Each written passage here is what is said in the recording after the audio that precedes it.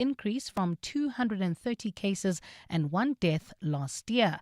Malaria is a potentially deadly disease transmitted through bites of infected mosquitoes with flu-like symptoms. Speaking at a webinar ahead of World Malaria Day on Saturday, Baloyi sought to allay concerns about the spread of infections. Transmission is mainly reported or concentrated in the low-lying areas of Limpopo, Mpumalanga, as well as KwaZulu-Natal province.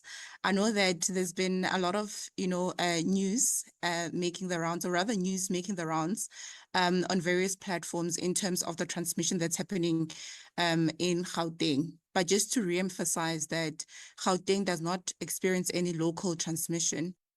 Suspended SAPS District Commissioner for Kidnapping, Abraham Kuashu, has explained his family bonds with suspected crime cartel boss Katisoketi Molefe, saying he regards him as a brother-in-law. But Kuashu has told the Madlanga Commission that he has never used his position to improperly assist Molefe in any of the criminal cases he is allegedly involved in. Kuashu is accused of trying to interfere in the murder case of Vereniging engineer Armand Swart, which Molefe is one of the suspects. Thabiso Koba reports. Suspended SAPS District Commissioner for Kidnapping, Abraham Kuashu, says in 1999, his wife's younger brother paid lobola for a woman by the name of Fundiso Nyangule. However, before they could enter into a civil union, his brother-in-law was killed in a shooting in 2002. Kuashu says by this time, Ingota had been completed. This is a traditional ritual in Pondo culture where the bride is released from her birth family to officially join her husband's family. Because of Ingota, the bride's integration into the husband's family is complete and irreversible. As the elder of my family, I become obliged to treat Fundiso as my baby sister and to continue the relationship even after Sazi's death. Custom demanded that I protect and support her as if she were my own blood sister. Kuashu says in 2021, Fundiso later got into a customary marriage with Sandton-based businessman Katisoketi Molefe. Kuashu says all his interactions with Molefe must be understood from the basis he regards him as a brother-in-law. Thabiso Koba, Eyewitness News. The NPA has welcomed the decision by the Pretoria North Magistrates Court to deny Sergeant Fanny Gorsi bail. Gorsi returned to the dock this morning for judgment on his bail bid. He approached the court with the application after his arrest earlier this month during a raid at his home. Gorsi faces firearm-related charges after he was found with 7 guns and 400 rounds of ammunition. He also faces theft and defeating the ends of justice charges after he was found with dockets in his Wendy house, one of which had been missing for 10 years. The NPA's Lumka Mahanjana says Nkosi's denial of bail today is a step in the right direction for the criminal justice system. It proves our case, hence we opposed his bail application. The court also found that he failed to discharge to the court the honors that rest on him. To convince the court that it was in the interest of justice that he be denied bail based on the reasons that we put forward as the state. You must remember we told the court that we opposed his bail application and told the court that Ngozi cannot be released on bail because he poses a danger to society. We take you now to a story which contains some disturbing details. The family of a 12-year-old rape victim has confirmed the young girl's move to a place of safety after her neighbor was arrested in connection with the crime. The 58-year-old was arrested earlier this month after neighbors stormed into his home, allegedly shortly after the ordeal, and called the police. The church leader and politician made his second appearance before the Roodepoort Magistrates Court today on a charge of rape and kidnapping. Mongezi Koko reports. Through his legal team, the accused abandoned his bail application today with his matter postponed to the 20th of next month. While he remains in custody, the state is gathering video evidence from the day of the assault, along with witness statements and other evidence. After attending today's proceedings, the 12-year-old victim's grandfather spoke to members of the media, sharing details of the tragic day. The bereaved family member, who cannot be named to protect the child's identity, confirmed that the young girl has been discharged from hospital and taken to a place of safety. We didn't want her to feel ashamed. To protect her from reliving the trauma, we moved her to a place where she can live and play with her age mate. She's coping in school and happy.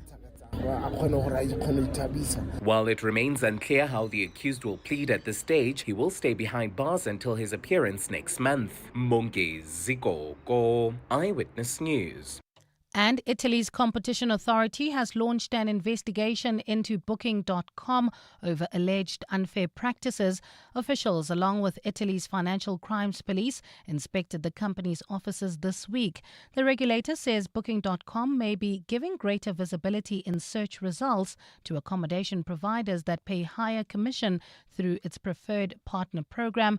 Authorities warn this could mislead consumers into thinking certain listings offer better value, potentially leading to more expensive bookings. Booking.com has not yet commented on that investigation. Gold is trading at $4,759.14 an ounce. The rand is at 16.44 to the dollar, 22.23 to the pound, 19.32 to the euro, and Brent crude oil is at $99.68 a barrel. If you're travelling towards Johannesburg CBD, there's been an accident on the M2 East, causing delays from the Crown interchange. And look out for those faulty traffic lights in Randburg at the N1 South in Malibongwe, as well as at Malibongwe and President Fouchier. In your sport, Proteas women targeting a series win over India in their third T20. Liam Rosinia slams indefensible Chelsea following yet another defeat. And Bernard Foley to retire from professional rugby at the end of the season. It's a partly cloudy afternoon in Gauteng with scattered showers and thundershowers expected. Temperatures have peaked at highs of between 20 and 21 degrees. The top story in EWN this hour. The Department of Health insists that transmission of malaria in the country remains largely concentrated in the low-lying provinces of Limpopo, Mpumalanga and KZN. EWN, in touch, in tune and independent. For the latest, visit ewn.co.za or download the EWN app.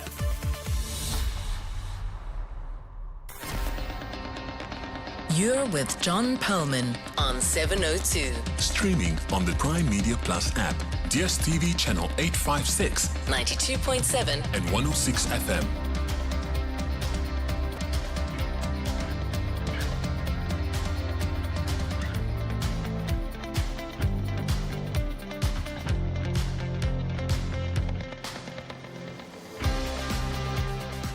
Very good afternoon, everyone. It's 9 minutes past 3 on Wednesday, the 22nd of April. This is 702 Drive with me, John Perlman. Wherever you're listening to us in 702 land, welcome to the show.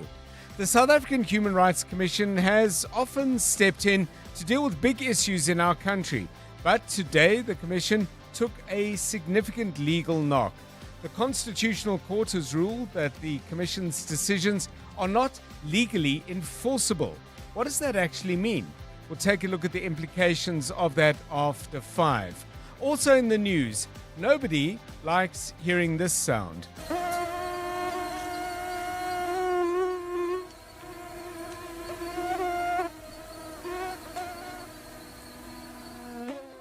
Yeah, I almost had to take my headphones off, and I found myself involuntarily kind of swatting around my head. The noise of a mozzie mostly means irritation, some itching the next day perhaps, and a restless night. But in some parts of South Africa, of course, it represents a significant threat.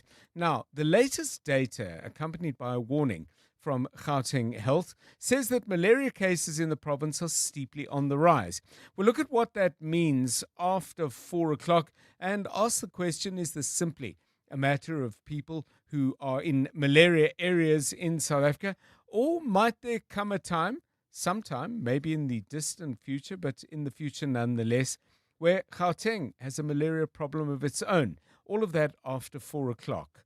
In the Eastern Cape, the Lusikisiki massacre court case continues today. We'll get more on that with Nhlanhla Mabaso in a moment. And some of the great musical acts, well, come in different sizes. There were the Beatles, who were 4.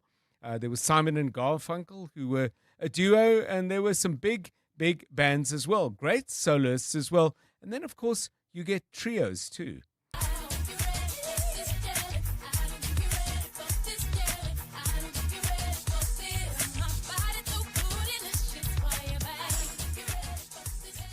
Sounds of Destiny's Child. So fairly straightforward question. Who's your favorite trio of all time? And please, at around, let's say about 5:15, 20 past 5, start sending us a song that supports your view that this was the best of all trios. We'll talk about it in more detail at 20 to 6. On the markets, the JSE is down again today, but not by much, fortunately. The all-share off by 175 points. ABSA weaker by 4%. PHP, the healthcare company, and Richemont down by 1.9. Doing much better, Quilter, which has gained 5.4%. Aspen is up by 3.2%. And not for the first time in this year, Sasol and Tungela moving up in lockstep again today on a robust bounce in the oil price. The oil company, Sasol that is, up by 4.6%. The coal company is better by 3.5%. Gold, by the way, having a pretty good day today, although you're not seeing gold counters amongst the leaders. Nevertheless, for the metal, prices up by $30.57 an ounce, and a much bigger surge in the platinum price, up by $72.50. Rand trading weaker today, currently 16.51 against the dollar. A euro will cost you 19 Rand 35, 22 Rand 27 will get you a pound.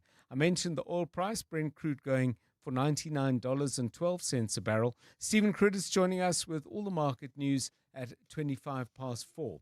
We'll have sport with Anthony Teixeira. No, we'll have sport with Tola Kele Mganga. Khomotso Munyai has the very latest traffic, and Mbali Dlamini joining us with an update of the news. That's in about 17 minutes' time at 3:30.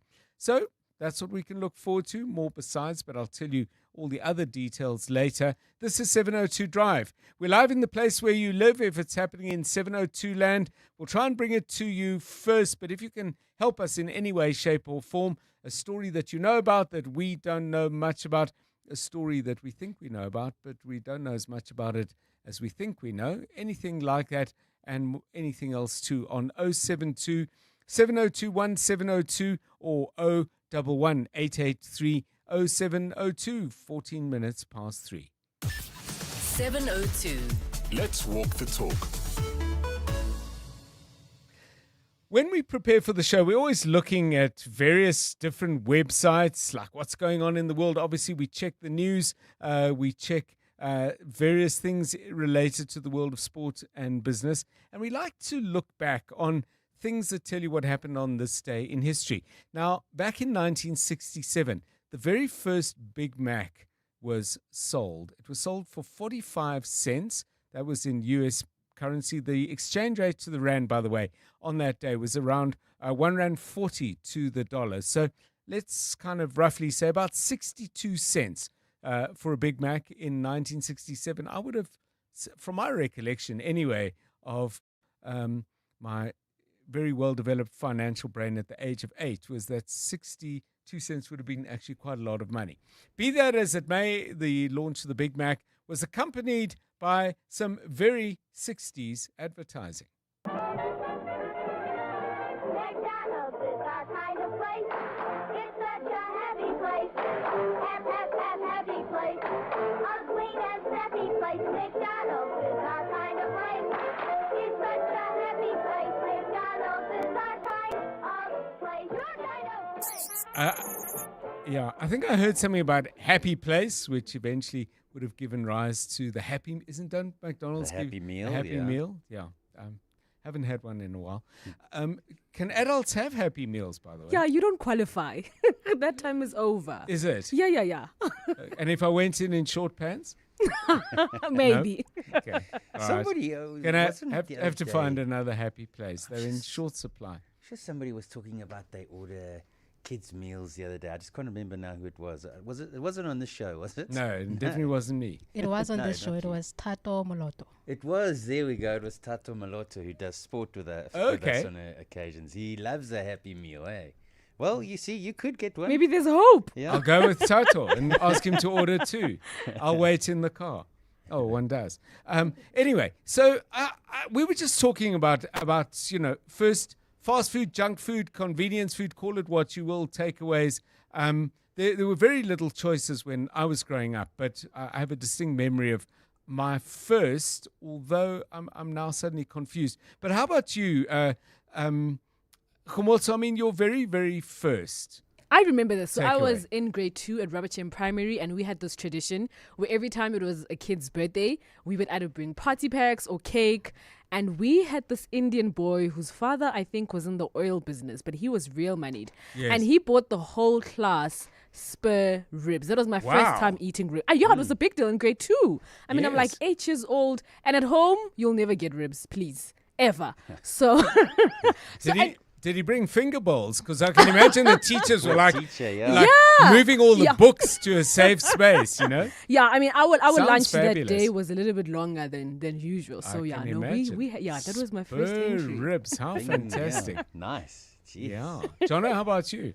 I have two stories. So, I mean, the first takeaway or fast food that we had was at the KFC in Witpoortjie. Okay. And that was the closest one to where we stayed. And it was like always such a Finger great licking thing. good, Finger yeah? licking good going there. And then I went away with my aunt and uncle for the first time on a holiday, and we drove obviously to KZN, and they pulled into, I think it was Montrose. Yes. And they were like, let's On the get N3, huh? some, Yeah. let's get some chicken lickin'. And I was like, chicken lickin', but KFC surely is better than chicken lickin'. And they were like, no, you got to have these wings. And then I had these wings, and oh my gosh, they were just so delicious. And every time I drive down the N3, like that memory just comes back all the time, pulling in there. And my first time trying the chicken lickin' hot wings. Two memories from me. I remember when Kentucky Fried Chicken came to South Africa, and it wasn't KFC, it was Kentucky Fried Chicken. Fried Chicken, yeah. Obviously the same product, but the branding was very specific, Yeah. and Colonel Sanders and all that. But I think before that, there was a roadhouse or a restaurant on the bend of Barry Herzog Avenue that if you look directly from that bend, you see the Mill Park locating it. So it's more close the Mill Park Hospital. So it's more Mill Park end of Barry Herzog, obviously a very long road in Joburg. There's a place there called D Burgers, which I don't think ever survived. Well, it didn't survive, but D Burgers was a thing, was a big thing. D Like as in D-I-E. D-double-E. D Burgers. Yeah. Anyone remember that, and anyone know what happened to it? So memories, very early first memories of fast food, convenience food.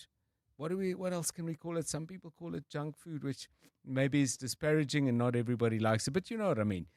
Your earliest memories, please, on 072 7021 702. Zama is quick off the mark. Fast food. In regard to Zama, who says the first takeaway I've ever had was Mr. Rooster Chicken. Not sure if it's still around. Many years ago, says Zama. 19 minutes past 3. Let's find out what the traffic looks like. Thank you, John. So there has been an accident on the M2 East as you head towards Johannesburg CBD. It is causing delays from the Crown interchange, so please drive carefully. In Devlin, there's also slow-moving traffic. This is on the Golden Highway. It is between the N12 and Union Avenue, and it is due to road works. Let's look out for those 40 traffic lights and four ways at Winnie Mandela Drive and Monte Casino, in Kyalami at the R55 in Kenilworth, and in the city of Tshwane, you can also look out for 40 traffic lights in Pretoria CBD at Thabo Sehome and Johannes Ramokgwase. If you come across any other traffic, please do send us a tweet on X at EWN Traffic. You're with John Perlman on 702.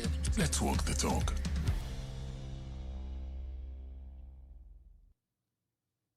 Right, let's get into then this first news story of the show. We're going to go to the Madlanga Commission of Inquiry, an absolute marathon over the previous few days involving the Chief Financial Officer of the Tshwane Metro, suspended at the moment. He is Gareth Mnisi. Today, though, back with police officers. And in the seat today, the suspended SAPS District Commissioner for Sidibeng, Abraham Kuashu. Let's find out exactly why he's being questioned and how all of that went. And welcome to the show once again, Thabiso Goba, EWN reporter. Thabiso, the appearance of Abraham Kuashu very much focuses on the murder of the Vereniging engineer Armand Swart. Join the dots for us. Good afternoon. Good afternoon, John. We know that Mr. Armand Swart was killed in April 2024 Now, his killings came after the company that he worked for, which is called Q-Tech Engineering, they blew a whistle on a massive price inflation scheme that was linked to a tender contract. So they blew a whistle, and then later Mr. Armand Swartz was killed. Now, as we know that there was Katiso Katie Molefe, the suspected crime boss, who has links to this company that was supplying Transnet that the whistle was blew on. He was alleged to have been one of the mastermind or the people who orchestrated the killing of Mr. Armand Swartz. So now you remember, John, that there was a witness B. This was an anonymous crime intelligence officer who was working on this case. And witness B has previously told the Malaria Commission that the current man who's testifying today at the Malaria Commission, the District Commissioner for City Mr. Abraham Kuashu, he requested that the dockets for Mr. Armand Swartz be handed over to him for whatever reason that he wanted to. And then there was also these allegations that when Mr. Katiso Katie Molefe was arrested, Mr. Abraham Kuashu went and visited him in prison, and he also was when he went to visit him in prison, he had the wrong number plates. So in terms of to try to disguise that he wasn't there, he had the wrong number plates of his car. So that's basically the allegations that are facing him, Mr. Kuashu, at the Malaria Commission. So in terms of this connection with Katiso Katie Molefe, I believe there's a personal relationship as well that was set out for the commission and explored to some degree. Yes, John, Mr. Kuashu has admitted that he does have a relationship with Mr. Katiso Katie Molefe. Now, he's explained that this relationship is a familial relationship. Mr. Katiso Katie Molefe is married to his sister or to his former sister-in-law. His wife used to have a brother. The brother got married to a woman by the name of Fundiswa Nyangula. Right. And unfortunately, the brother later passed on a tragic incident. And then a couple of years later, in 2021, the woman that he married later then goes on to marry Katiso Katie Molefe. And because that woman was essentially the younger sister of Kuashu, he then later also had that relationship with Katiso Katie Molefe, saying that he refers to Katiso Katie Molefe as a brother-in-law, and that whatever interactions that he has had with him should be viewed within that prism of just someone talking or interacting with his brother-in-law, and not necessarily through, him as the SAPS District Commissioner and him as the suspected crime cartel boss. My understanding, Tabiso, just to locate the significance of the killing of Armand Swartz, is that ballistic examination of evidence around that shooting has opened up connections to other shootings as well.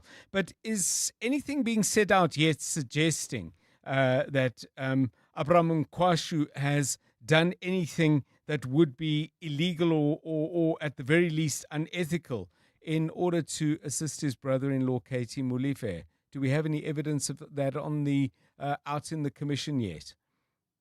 Well, not so far, John, not so far. I think what has been established here is that he did try to get the docket for Mr. Katiso Katie Molefe. However, he did explain, and there was even an email correspondence that he showed to the Malaria Commission, that there was a directive that was issued by the police commissioner in Gauteng for SAPS to consolidate some of these very high-profile killings and investigations. And it was through that directive that he got from the Gauteng Police Commissioner, Tommy Ntombeni, that he then requested for a number of documents of high-profile killings. And one of those documents was obviously the Armand Swartz. Yes. And he said that when he never received those documents, that's when he then issued a directive for the investigating officer, which is witness B, to then be called and then be asked personally to hand over that docket. Now, obviously, considering the high-profile nature and the fact that there was already suggestions that there is this police cabal within the SAPS of very senior officials that were trying to protect Katiso Katie Molefe, trying to make these PKTT cases go away. There was obviously suspicion when someone asks for these high-profile dockets, especially when they are not the investigating officer. Thank you so much, Tabiso Gorba. The hearing continues. Tabiso, back to keeping an eye on that. Updates coming your way, I'm sure, in the news bulletins every half an hour on 702 Drive. Africa Milani. Weekday mornings, 4 to 6. Dr. Mampela Rampela has argued in an opinion piece that we should do away with maths literacy. Like we have AI that is learning, our learners at school are also learning. They should not be making those decisions about maths or maths lit. But teachers must make it exciting. Glenn, you've called in from Bedford V. You've got some thoughts on this. What makes math lit so important? Math builds the building blocks for logical and critical thinking that apply outside of math in everyday life. How does 1 + 1 make more, for example? Africa Milani. 4 to 6 on 702. Joburg is more than just a city. It's an unmistakable rhythm that brings us all together. In celebration of this, 702 has partnered with Jozi My Jozi to unite the whole of Joburg in the 702 Jozi My Jozi Walk the Talk. Babi Zebonke. On Sunday, 26 July, we're going on a walk through the Joburg CBD, and we want you to join us and be a part of something special. Entries open soon. In the meantime, stay tuned to 702 and get ready for 702 Jozi My Jozi Walk the Talk, hosted by the City of Johannesburg.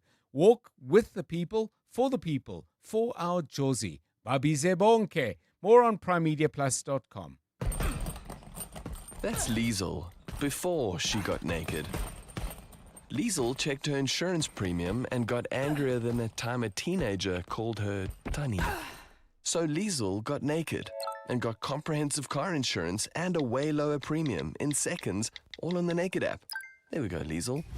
Get a car and home insurance quote now at naked.insure and see how much you can save when you get naked. Naked Financial Technology is an authorized FSP. Get naked. Calling all wedding planners and venues, restaurants, conference centers, and hotels. Do you need tables and chairs? Home in One has it all. Do you need cutlery, crockery, table linen, and restaurant equipment? Home in One has it all. Do you need tents, gazebos, or umbrellas? Home in One has it all. Affordable prices, the latest trends, with 2 branches in Pretoria and Johannesburg. Shop online at homein1.co.za. Because we're your number one choice. Home in One has it all. 702. WhatsApp John on 072 702 1702. Hi, 702. This is Kuso. So my earliest memory was in Kempton Park, and we used to have Flame, which was like American diner styled restaurant. The good thing about it is that it's still there. They've actually got 2 Flames, one in Adeline, one on the main road heading towards Clovercorp. Fantastic ribs, fantastic breakfast, lunch, burgers, you name it. Still make some of the best slab chips in Gauteng. Yeah, thank you for that. First memories of fast food. Nick talks about bimbos. There was bimbos all over the place. Bob says that it wasn't D Burgers opposite the Mill Park Hospital. It was Pan Burgers. It was both. Rob, whichever, because you've signed yourself as both. D Burgers was there first, short-lived, and there was, by the way, I've just found out, a D Burgers in Savoy, which was also replaced by Pan Burgers. Don't know if that was actually the same company or not, just rebranding. Marlon takes us to KZN and says the Victory Lounge in Victoria Street in Durban Central, best bunny chows in the world. They are now in Umhlanga. And this one from Lebo, my fondest memory with my late dad. The restaurant Captain Dorigo's in Polokwane in the 1980s. Burger and slab chips, absolutely the best. I don't remember ever sitting down to eat, but we would always stop just outside town on our way home to enjoy the meal. This one from Quinn, this is way back.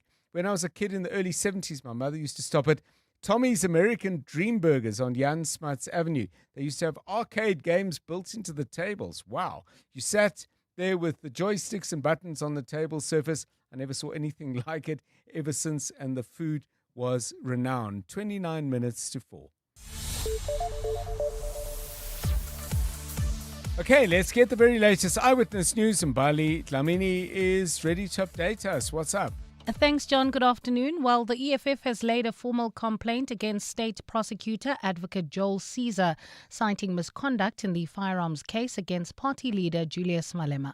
This after Malema was found guilty of violating gun laws by the Kukompo Magistrates Court, but the party says the prosecutor misled court about the firearm discharged in public by Malema during an EFF event in Mdantsane in 2018. Nhlanhla Mabaso reports. Last week, after EFF leader Julius Malema was granted leave to appeal his 5-year jail term in the firearm case, he told thousands of his supporters in Kukompo City that he wants Advocate Joel Caesar to be held accountable for abusing his power.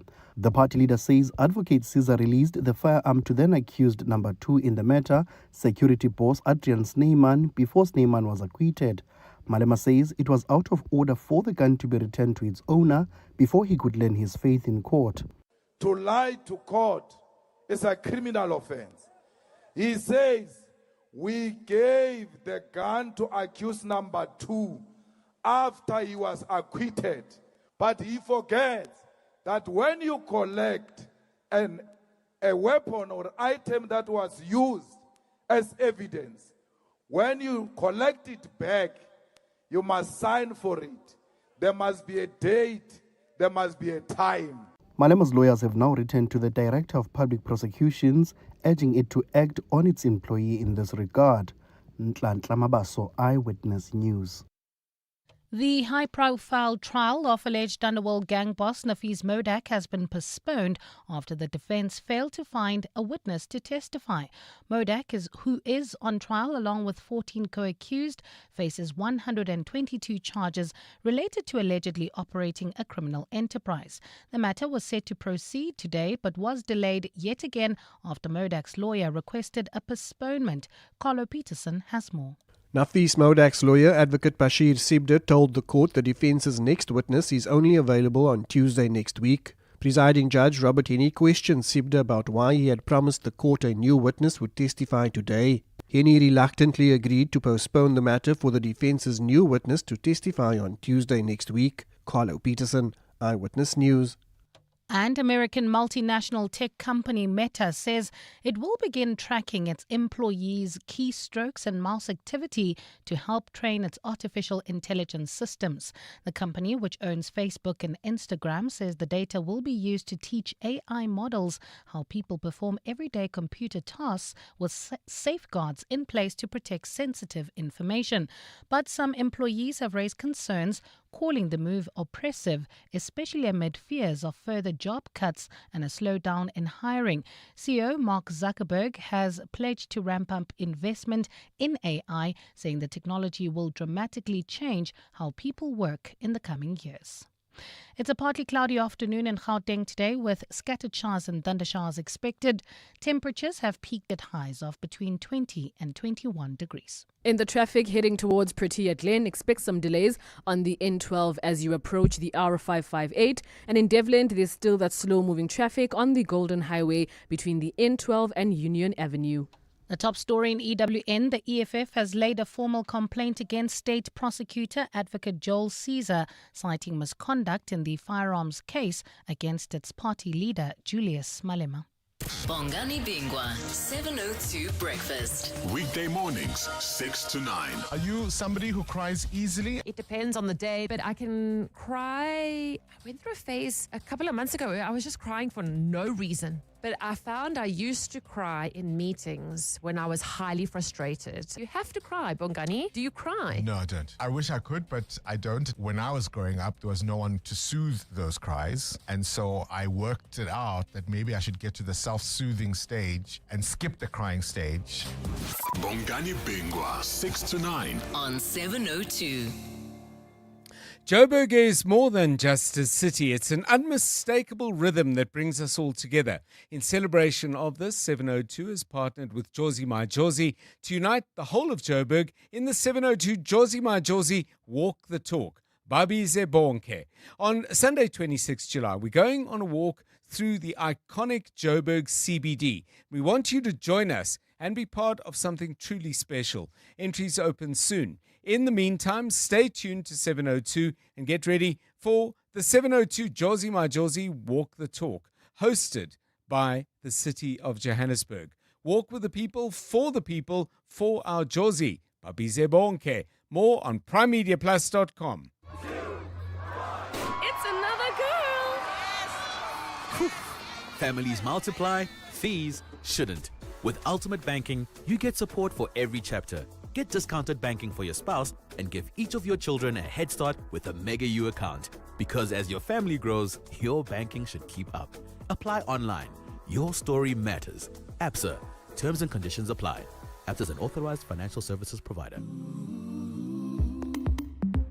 Yeah, yes. I used to lose time in my business every day. Slow internet, orders not going through, clients waiting. It starts small, but it adds up. You miss one thing, then another, and before you know it, everything is behind. So, I upgrade, and I got fast, reliable connectivity from MTN Business to focus on growth. Your business doesn't buffer, so why should your tech? Let's talk shop. Click on mtn.co.za/business or visit an MTN store today. MTN Business, Africa's leading enabler of connectivity and converged solutions. 702. WhatsApp John on 072 702 1702. Hey, John there and the team in the studio. Great show, guys, you're doing there. My first memory, it was the chicken licking.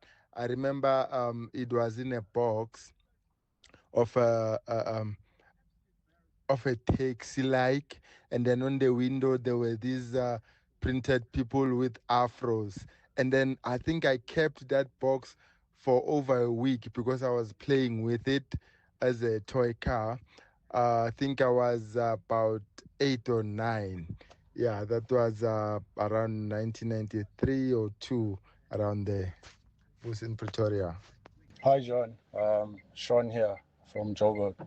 Look, my first memory of fast food, because I'm from the coast, and the thing that we always ate is what fish and chips, until they had Chicken Licking coming in with this other burger, very spicy burger. It used to be called a Stumo Special Burger, obviously being named after the series of That Choma Fair. Oh man, I still miss that burger to this day, because that was just my introduction into Chicken Licking. But nice show, man. Have a lovely one. Hi, John and 702 listeners. The best fast food that I had back in the days, it was Captain Derego. I don't know if the community can remember Captain Derego. It was the best. It had the best fish and chips. So they didn't survive from then till now. Okay, thank you, John. Bye. Yeah, and Thabo stirs up a memory not just of food, but of a whole place, really. He says, Fun Foods restaurant at the Carlton Centre, their banana boat was a thing of art. Thabo clearly misses that very, very deeply indeed. 20 minutes to 4. EWN Sport.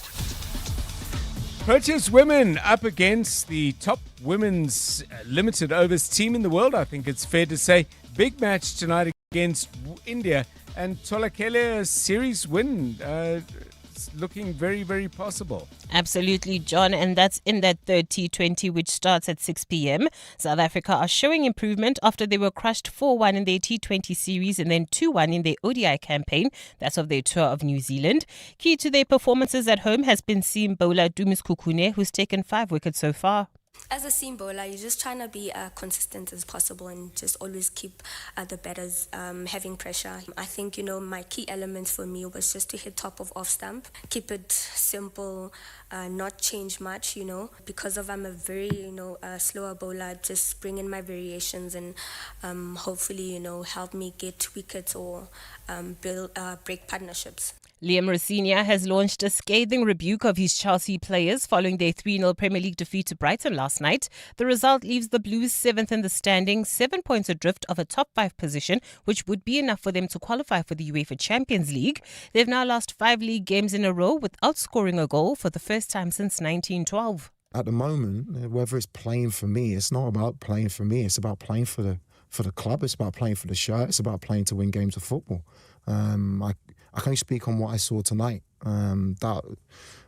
You can read anything into it that you want, whether they're playing for me or not. That performance in itself was damning of everything. It stood everything against what I believe in. The Stormers will be looking to redeem themselves on Saturday when they play Glasgow Warriors in their last regular season game in the United Rugby Championship. The game will be a special one for fly half Sasha Feinberg Mgomezulu as he makes his 50th appearance for the Cape-based franchise. Yeah, I've put a lot of energy into the club and had a couple of setbacks, so I'm very happy to be where I am. I think often guys will look at like the Springbok rugby and think that's where everyone's core development happens. It actually happens at home at the franchise, so I'm actually just kind of honoured to just raise the half century bat, just to kind of acknowledge all the work that was done here from day one. It's been quite a while, so yeah, I'm just happy that that's represented in my caps for a franchise I care a lot about. And former Australia fly half Bernard Foley will retire from professional rugby at the end of the Japanese season. The 36-year-old earned the last of his 76 Wallabies caps back in 2022. That's before heading to Japan, where he helped the Kubota Spears win the League One title in 2023. Tholakele Mganga, Eyewitness News Sport. EWN Traffic. 18 minutes to 4. Not sure how you're doing out on the roads, but this EWN Traffic is brought to you by Plumlink, your local plumbing store. Visit plumlink.co.za to find your nearest store. Let's get the latest with Khumotso Munyai. Starting to get busy. How busy? Thank you, John. Not so busy. I'll start with that accident that was on the M2 East. It has been cleared, so traffic is now free-flowing in that direction, so you can get back on it. If you are traveling on the M1 South, there is slow-moving traffic from the Oxford Road to the Crown Interchange. In the opposite direction, the M1 North is backed up between Greyston Drive and Woodmead Drive, so a little bit of patience there. If you are heading towards Protea Lane, you can expect some delays on the N12. This is as you approach the R558, and in Devland there's still that slow moving traffic on the Golden Highway between the N12 and Union Avenue, and it is due to those road works. Look out for faulty traffic lights in Randburg at the N1 South in Malibongwe, in Kyalami at the R55 in Kenilworth, and lastly in Four Ways at Winnie Mandela Drive and Monte Casino. Pointsmen are on duty, so you don't have to worry much. If you come across any other traffic, please do send us a WhatsApp voice note on 072 702 1702. There's more EWN on air, online, and on the EWN app.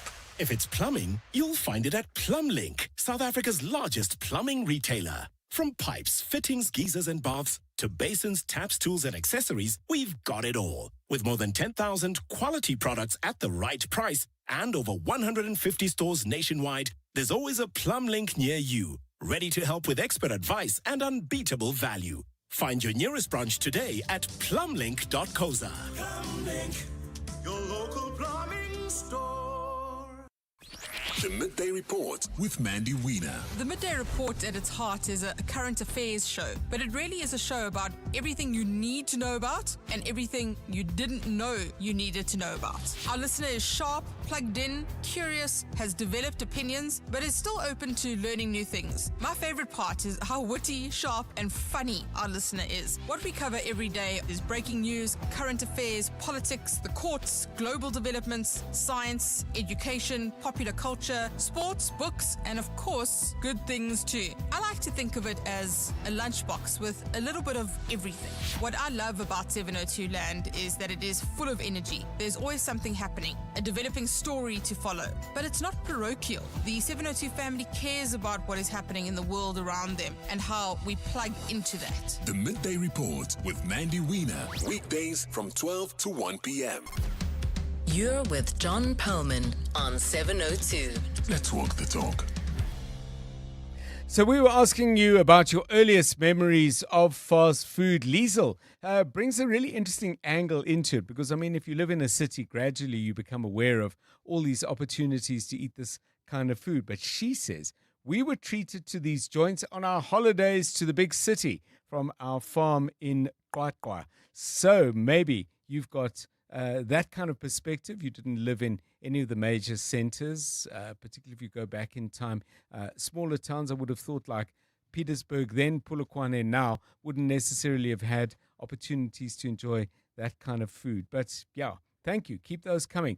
Tholakele, first fast food memories, if you can remember them. I can. Once a month, our primary school transport driver would say to us, we must save up our money. Then we'd go to Muchachos on a Friday. Okay. Yes, and it'd just be like our treat meal. Then we'd get there and get a chicken burger and chips. I still love their chips to this day. So it was always like such an exciting thing. He would tell us, guys, on this Friday, this is the day where you guys don't have to worry about rushing home. We'll go past Muchachos. And you used to, like, you'd save your money and be so serious about it because no one ever wanted to miss out on Muchacho Fridays. So what a cool driver. He really was, because he also had a kid in the transport. Oh, so I see. Because he also had that responsibility as a dad, he made sure that we also just had fun as kids ourselves in the car. And if you hadn't managed to save, or you'd had unexpected expenses like a rise in the repo rate or whatever. A debt to others, we always shared. I think that was the one thing that I really learned early on, is that sometimes it's your month to be like the big baller, and then other times someone else has to rescue you. Okay. Very We also had that, hey?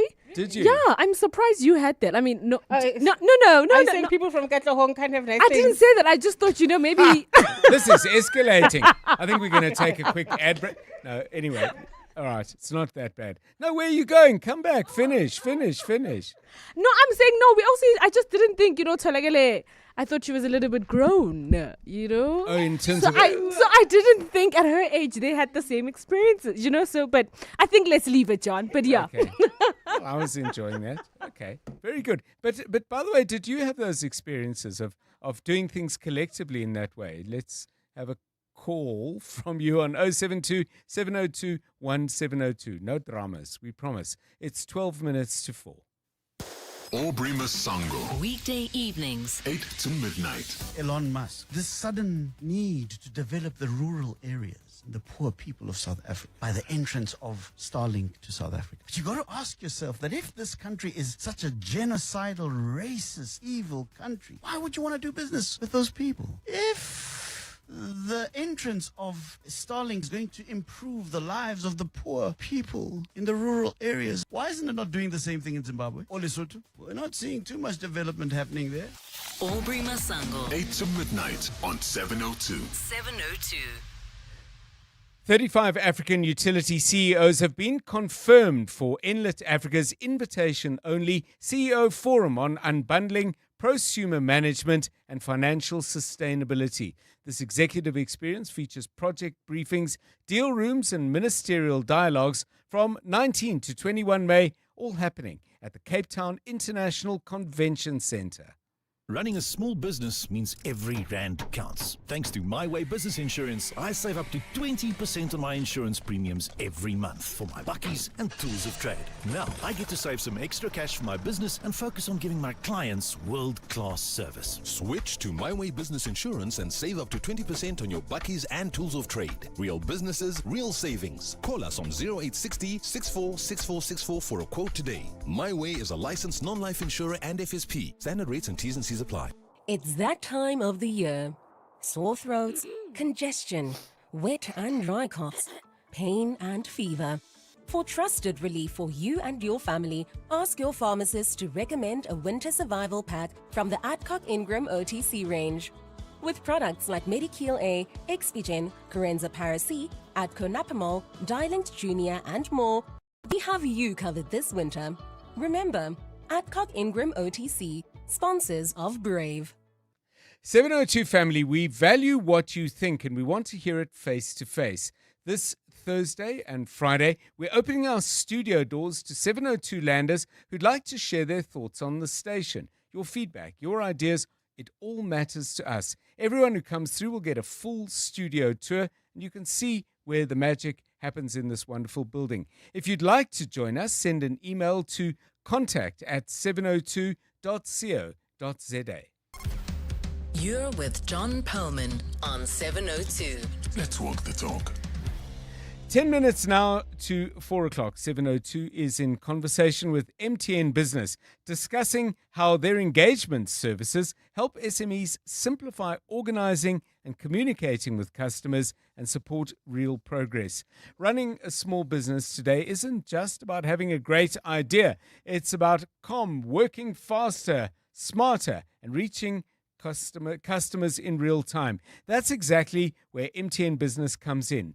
Beyond the 702 MTN Small Business Awards, they're helping SMEs unlock growth through integrated engagement services that simplify organizing and communicating with customers and support real progress. Today, we're in conversation with Kolo Magagane, who's Acting General Manager of Brand and Marketing, about how these services and solutions help businesses modernize, scale, and compete in a rapidly evolving digital economy. Kolo, welcome. It's great to have you with us in our studios here. Thank you, John. Good afternoon to your listeners as well.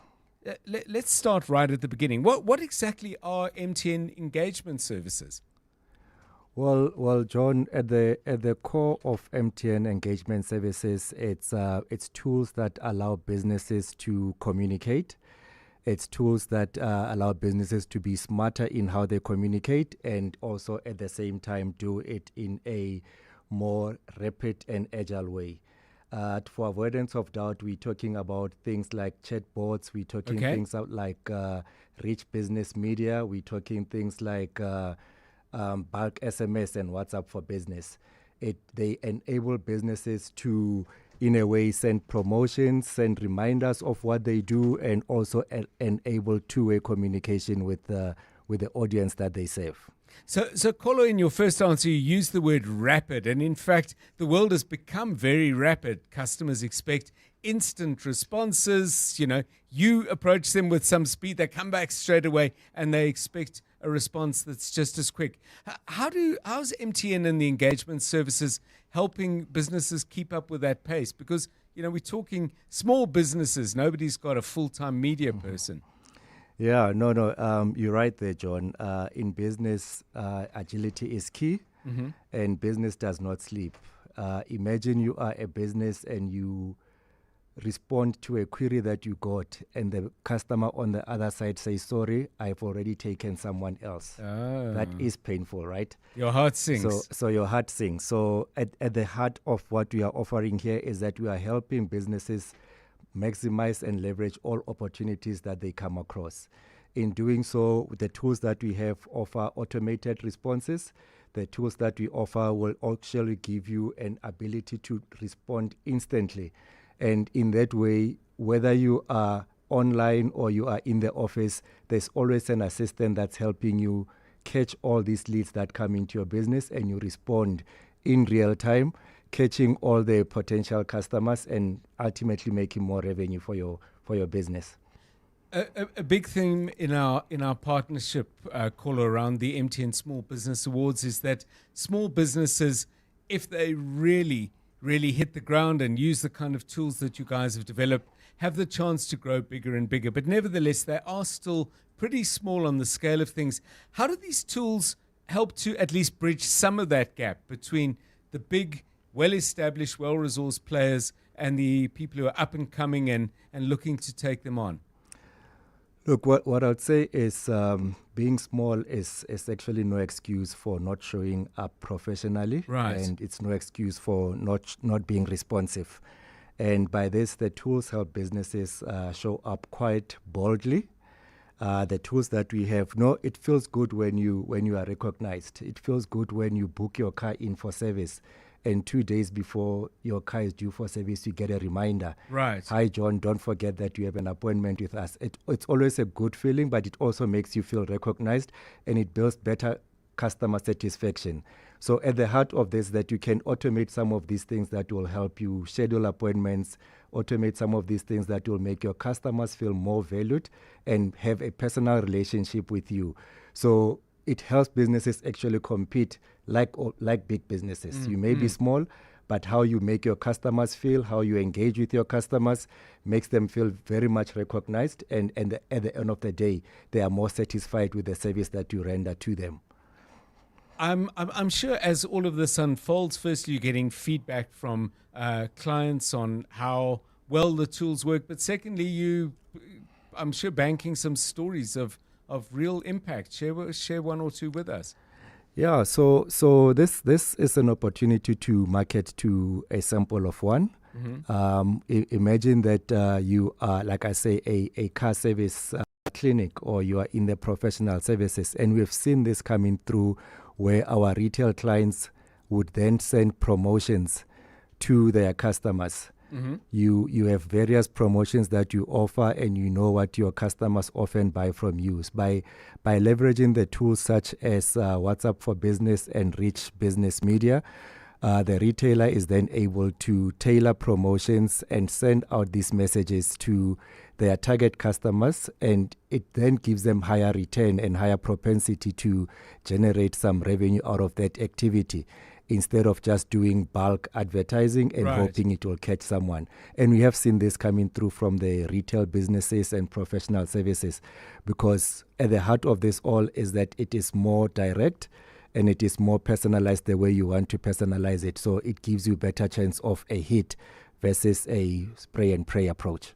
Yeah, I mean, personalization is great, but we had a little while back a conversation about privacy, where people don't always really, I don't want you too up close and personal because I don't even know who you are. You must have had to look at that because there are laws around that, but there's also best practice. Where's the sweet spot from MTN's point of view?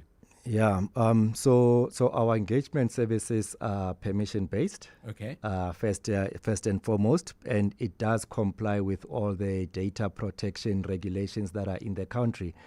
However, as a further step to that, they are designed to minimize fraud. We always get these SMSs that are unverified, and you get a message that is designed as a bait to get you to click on something. We vet the service providers that we work with. When you get a message from clients within our portfolio, it will always reflect the name of the business that's making contact with you.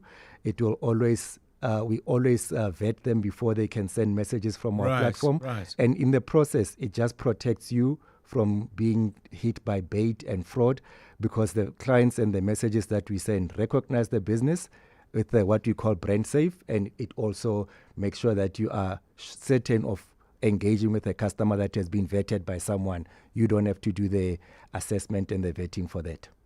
What's coming up that small businesses might get fairly excited about? Look, what excites me about what's coming up from MTN at this point is that MTN is launching MTN Ads. And with these MTN Ads, what we are offering is that we are opening up access to millions of MTN subscribers who have opted in. So a small business who's doing business with MTN can say, I want to talk to people or potential customers within a certain radius of where my business is. We can say within a kilometer, because what I'm offering them can only be redeemed as a time-based thing. So we're opening up our MTN opted-in database for small businesses to work with MTN to reach those customers instantly, and it can be tailored to what they want to do within a radius, within a time frame, and within an income group that they may be looking for. So quite an exciting opportunity as MTN Ads, because we are now working with the small businesses to create access to markets, which is what has been at the forefront of driving business revenue. And yeah, there's a lot that we can talk about in this regard. I'd say if you go to mtnbusiness.co.za as a URL, you can then find out more information about these business solutions and take advantage of MTN creating access to markets and proper digital tools that enable engagement. So much to talk about. Thank you. Kolo Magagane is joining us, or has joined us from MTN, Acting General Manager of Brand and Marketing. Thanks so much for your time. Thank you. Thank you, John. We all know that hustle, trying and yet battling to reach the right customers. That's how a lot of businesses start, and your marketing budget can only take you so far. With MTN Business, you don't have to rely on just one channel anymore, though. You can reach your customers wherever they are through WhatsApp marketing, bulk SMSs, and other digital tools. So instead of battling, reach the right customers with MTN digital tools. Let's talk shop. Click on mtn.co.za/business or visit an MTN store today. MTN Business, Africa's leading enabler of connectivity and converged solutions. This is EWN. Kuashu says he is embarrassed to be linked to criminals, and the health department is keeping a steady eye on malaria infections.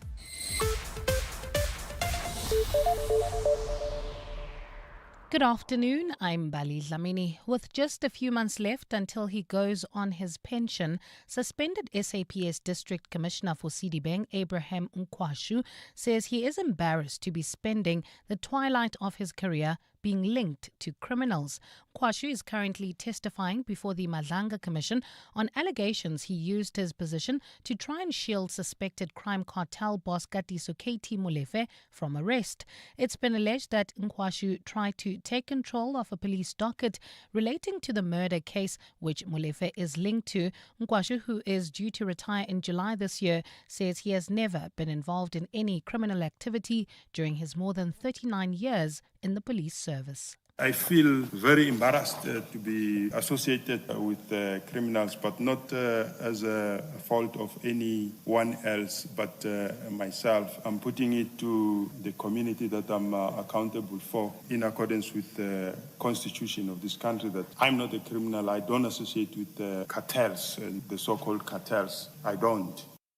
The Department of Health insists transmission of malaria in the country remains largely concentrated in the low-lying provinces of Limpopo, Mpumalanga and KZN. This is according to the department's director for malaria, Edna Baloyi. Baloyi says most cases reported in Gauteng are imported from outside the country. The province has recorded a sharp increase in malaria-related deaths since the start of this year. 414 cases and 11 deaths have been reported in the province, which is a significant increase from 230 cases and 1 death last year.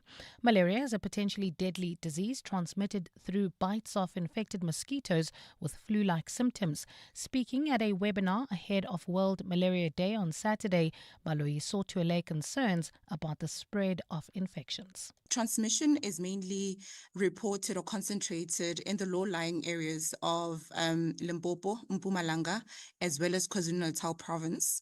I know that there's been a lot of, news making the rounds, or rather news making the rounds on various platforms in terms of the transmission that's happening in Gauteng. But just to re-emphasize that Gauteng does not experience any local transmission. We take you now to a story which contains some disturbing details. The family of a 12-year-old rape victim has confirmed the young girl's move to a place of safety after her neighbor was arrested in connection with the crime. The 58-year-old was arrested earlier this month after neighbors stormed into his home, allegedly shortly after the ordeal, and called the police. The church leader and politician made his second appearance before the Roodepoort Magistrates Court today on a charge of rape and kidnapping. Mongezi Koko reports. Through his legal team, the accused abandoned his bail application today with his matter postponed to the 20th of next month. While he remains in custody, the state is gathering video evidence from the day of the assault, along with witness statements and other evidence. After attending today's proceedings, the 12-year-old victim's grandfather spoke to members of the media, sharing details of the tragic day. The bereaved family member, who cannot be named to protect the child's identity, confirmed that the young girl has been discharged from hospital and taken to a place of safety. We didn't want her to feel ashamed. To protect her from reliving the trauma, we moved her to a place where she can live and play with her age mate. She's coping in school and happy. While it remains unclear how the accused will plead at this stage, he will stay behind bars until his appearance next month. Mongezi Koko, Eyewitness News. To another disturbing court story now. The mother of a 4-year-old who was murdered by her father's girlfriend says they will not abandon their fight for justice. Amy Johnston spoke to journalists at the Johannesburg High Court today, shortly after another postponement of sentencing proceedings. 4-year-old Nada Jane Chalita was murdered and raped by Amberly Hughes in their home in 2023. Hughes was convicted for the crime last year after she made a shocking confession following her initial plea of not guilty on all accounts. The child's mother, Amy Johnston, says they will not stop their pursuit for justice despite the many delays encountered in the case. As long as we're fighting for justice for Nada, we are fighting for other kids as well. We're representing other kids and fighting for their justice as well. So us getting justice for Nada Jane is us also representing other kids as well. And 2 Israeli soldiers have been sentenced to 30 days of military detention after a video was shared on social media of them vandalizing a Jesus statue in Lebanon. In the video, one of the soldiers can be seen smashing the statue with a sledgehammer while the other films it. The Israeli military says both will also be removed from combat duty. 6 additional soldiers who were present but failed to act will face separate disciplinary measures. The incident sparked widespread condemnation, and the military says the soldiers' actions violated its values. Gold is trading at $4,759.18 an ounce. The rand is at 16.41 to the dollar, 22.23 to the pound, 19.31 to the euro, and Brent crude oil is at $99.41 a barrel. If you're leaving Sandton, there's been an accident on the N3 North and it is causing delays from... heading towards Sandton, there's an accident on the N3 North and it's causing delays from Marlborough Drive. Also look out for those peak time delays on the N1 North. This is as you head towards Midrand between Allendale Road and New Road.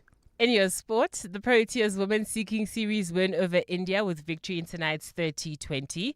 Mamelodi Sundowns target a return to the top as they switch their attention to Betway Premiership action. And Venus Williams targets French Open return following a 5-year absence. A cloudy Thursday in store for Gauteng tomorrow with scattered showers and thundershowers expected. Johannesburg drops to an overnight low of 12 degrees, peaking at 16. Pretoria 15 and 18 and Vereeniging 12 and 16 degrees. The top story in EWN this hour, just a few months left until he goes on pension. Suspended SAPS District Commissioner for Sidibeng, Abraham Kuashu, says he is embarrassed to be spending the twilight of his career being linked to criminals. EWN, in touch, in tune, and independent. For the latest, visit ewn.co.za or download the EWN app. 702. Drive home with John Perlman. John Perlman, 3 to 6 p.m. On 92.7 and 106 FM. Let's walk the talk.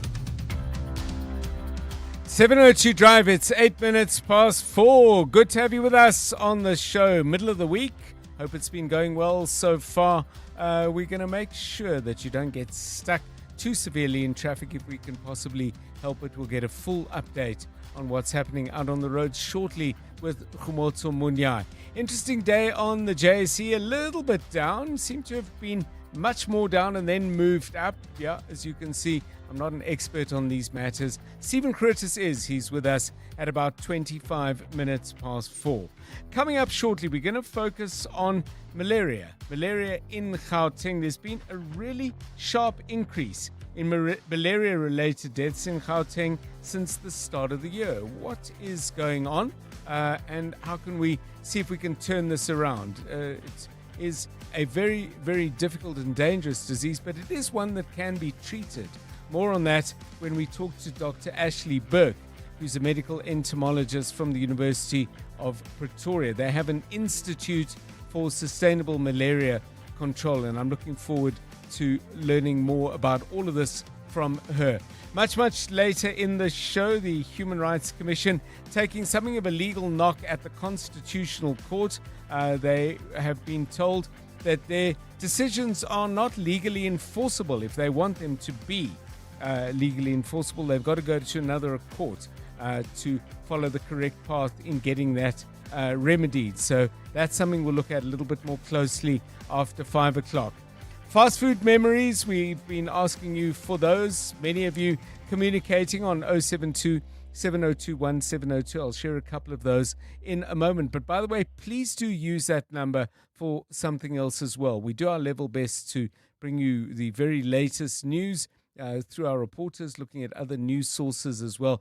But there's nothing quite like your eye on the ground. There may be something happening in your neighborhood that you've heard about, or something you've heard about through your particular branch of the grapevine. Do let us know, please, on that same number, if there's something that we're perhaps missing, or perhaps just missing the point. 072 702 1702. 10 past 4, fast food time. You're with John Perlman on 702. I think KFC, it was called Kentucky Fried Chicken everywhere in the world, not just South Africa. I think it was like early 90s or so, to make it sound more hip and cool, they started calling it KFC. But I had an old advert, it was on my phone, it was 1976 KFC menu, and there was like a 21-piece bucket for R4.74 or something stupid like that. But I noticed one thing on that old 1970s menus: they did not serve chips at all. It was not on the menu. They had their mash and other things, but no chips. Interesting. Gary. Hi, John. I remember Captain Dorego there by Jubet Street, just opposite Oppenheimer Park. Yeah, we used to sit on the park there when it was still clean. I don't know if it's still there. And then there was Fontana next door. And the fish there, and the chips, they were lovely. But we had Dairy Dan before then in Weinberg, in Joburg. Oh, the fish and chips, they wrapped it with this white paper and find that squeezing that white paper, when we were still kids. My brother will bring it all every Friday. We'll buy us fish and chips there, Dairy Dan. Sveronica from Sprayview, thank you. Yes, lovely brothers people have. Speaking of 21 pieces of Kentucky Fried Chicken, Nick says 21 pieces in a Kentucky Fried Chicken bucket when we went to the drive-in. What Nick doesn't tell us is how many people were in the car. How far did the 21 pieces go? And presumably, if you were kids at the time, no hands, I would have thought, on the back of the seats as you lean forward to get an extra piece. And speaking of Dairy Den, Lirole says, I don't know if you still remember Dairy Den in Meerdale. Can't say I do. Lirole didn't spend a lot of time in my Joburg life, or haven't, in that part of southern Joburg. And he says, for Sowetans, there was also chicken opeo. Have I said that correctly? And Sam actually has a memory of a fast food joint from a different perspective and says, I used to work at Big Al's Burgers in Duncan Street in Pretoria about 28 years ago when I was studying. The burgers were huge. It's no longer there, but I'd love to know if anyone else remembers it. There was a late night Al's, as I recall, which was pretty good, on Louis Botha Avenue. That part of Louis Botha that runs through Yeovil. That's my recollection of that. And there's also reference to Black Steers, which was also in that general neighborhood, generally considered really good. Eldon has a wonderful memory. Listen to this. On a bus trip from Durban to Bop in 1983 and on our return to Soweto, it stopped for us to get something to eat. As a football player and lover of the beautiful game, I was pleasantly surprised to enter Kentucky Fried Chicken outlet in Dube, which incidentally was owned by Mr. Ephraim Jomo Sono, who was newly married at the time. It was the very first branch in Soweto, and it was also great to see a mounted picture of the maestro attired in a New York Cosmos kit on a wall in the store. Great stuff. So not just the food, but the place, the time, and the memory. Share those, please, if you will, on 072 702 1702, 14 minutes past 4. EWN Traffic. Right, the latest from the roads. What kind of pressure are the drivers going to be under? Thank you, John. It's those peak time delays that are starting to trickle in. If you are heading towards the Butlu interchange, look out for an accident on the N3 North, as it is causing some delays from Marlborough Drive.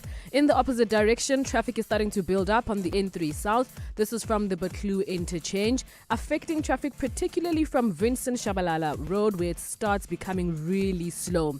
You can also brace yourself for those peak time delays on the N1 North as you head towards Midrand between Allendale Road and New Road. And if you are traveling on the M1 South, there's slow moving traffic from the Killarney Bains to the Crown interchange. Let's look for those faulty traffic lights that are also slowing down traffic in Randburg at Main and Republic, in Kyalami at the R55 in Kenilworth, and in the capital city, traffic lights are also out in Centurion at the R55 and Summit, as well as in Old Johannesburg and Central. If you come across any other traffic, please do send us a voice note, 072 702 1702. There's more EWN on air, online, and on the EWN app. Bongani Bingwa, 702 Breakfast. Weekday mornings, 6 to 9. Are you somebody who cries easily? It depends on the day, but I can cry. I went through a phase a couple of months ago where I was just crying for no reason. But I found I used to cry in meetings when I was highly frustrated. You have to cry, Bongani. Do you cry? No, I don't. I wish I could, but I don't. When I was growing up, there was no one to soothe those cries. And so I worked it out that maybe I should get to the self-soothing stage and skip the crying stage.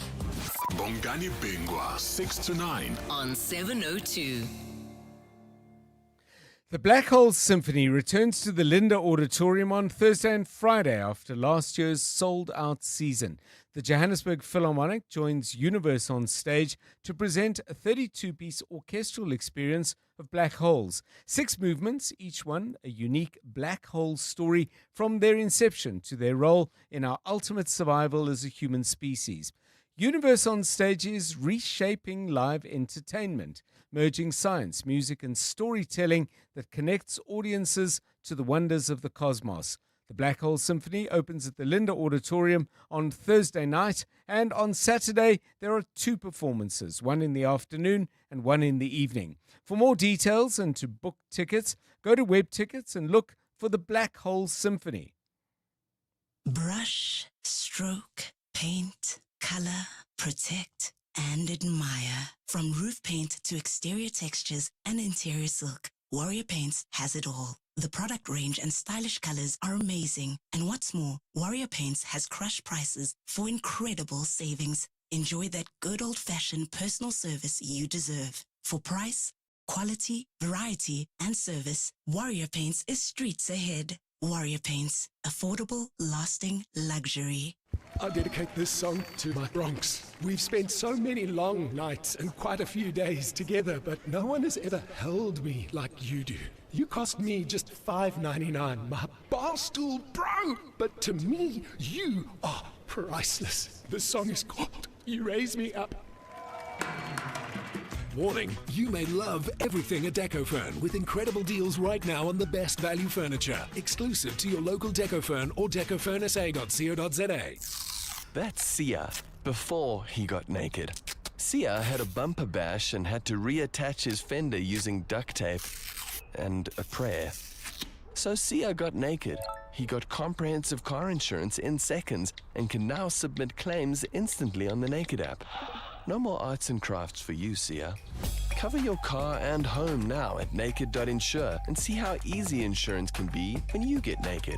Naked Financial Technology is an authorized FSP. Get naked. You're with John Perlman on 702. Let's walk the talk.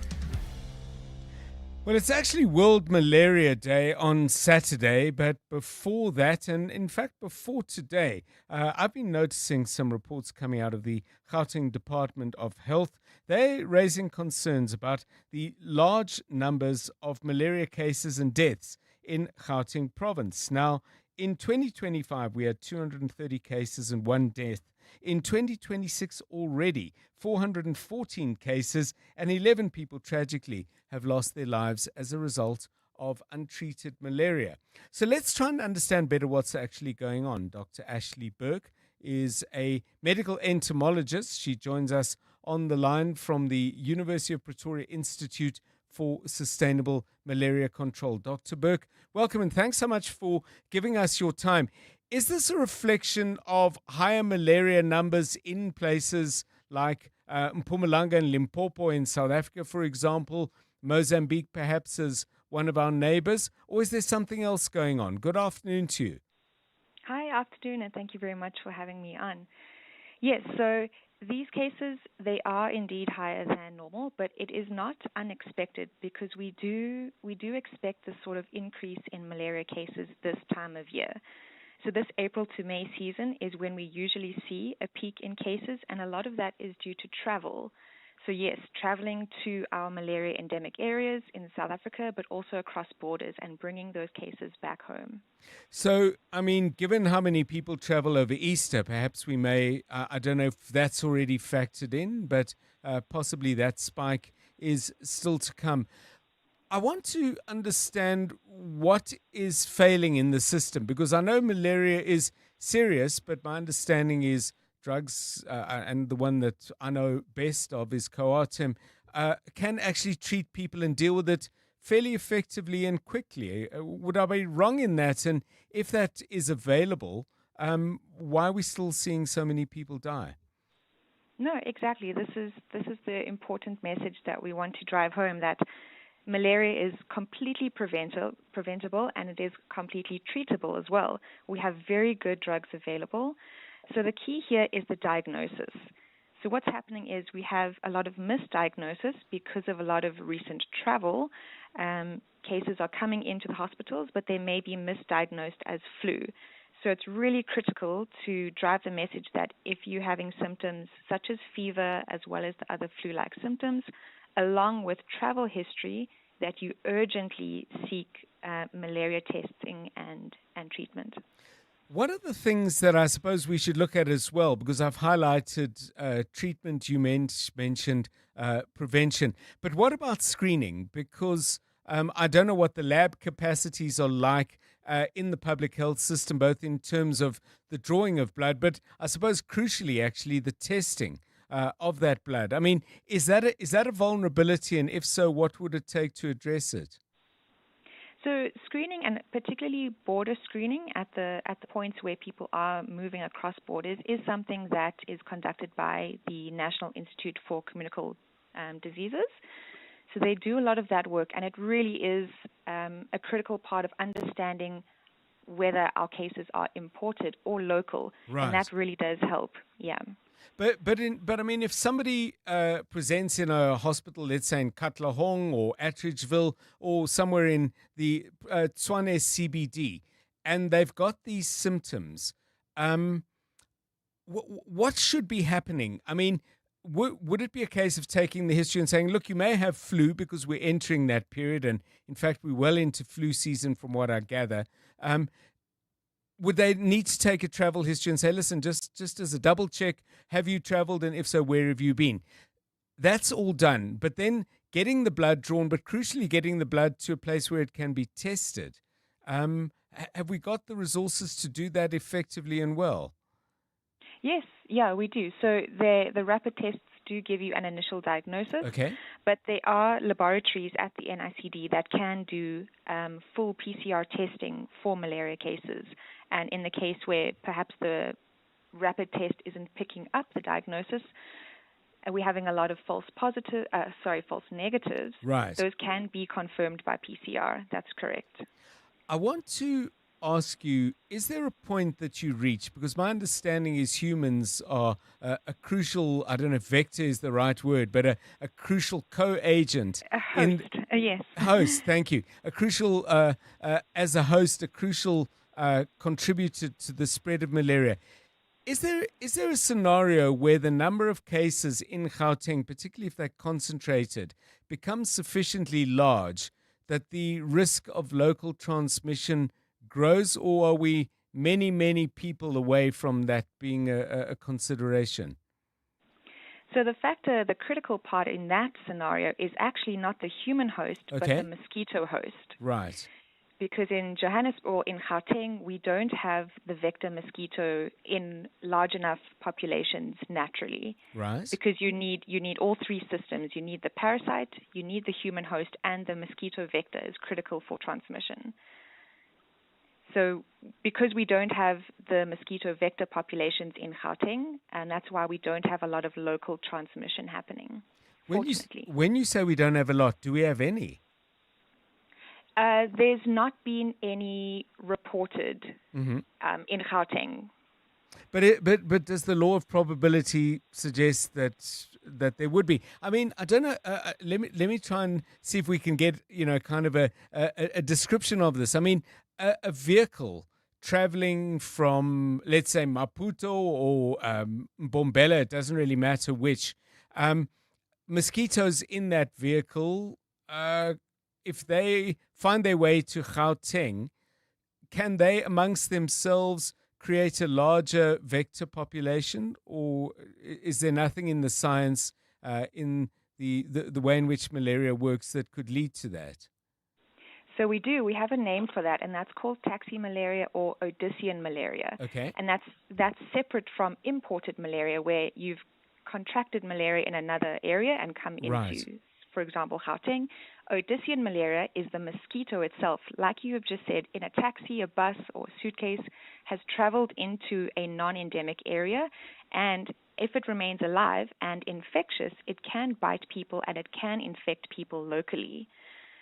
But whether or not that mosquito can breed in that unfavorable environment where it's not local, it's not indigenous, that's another story.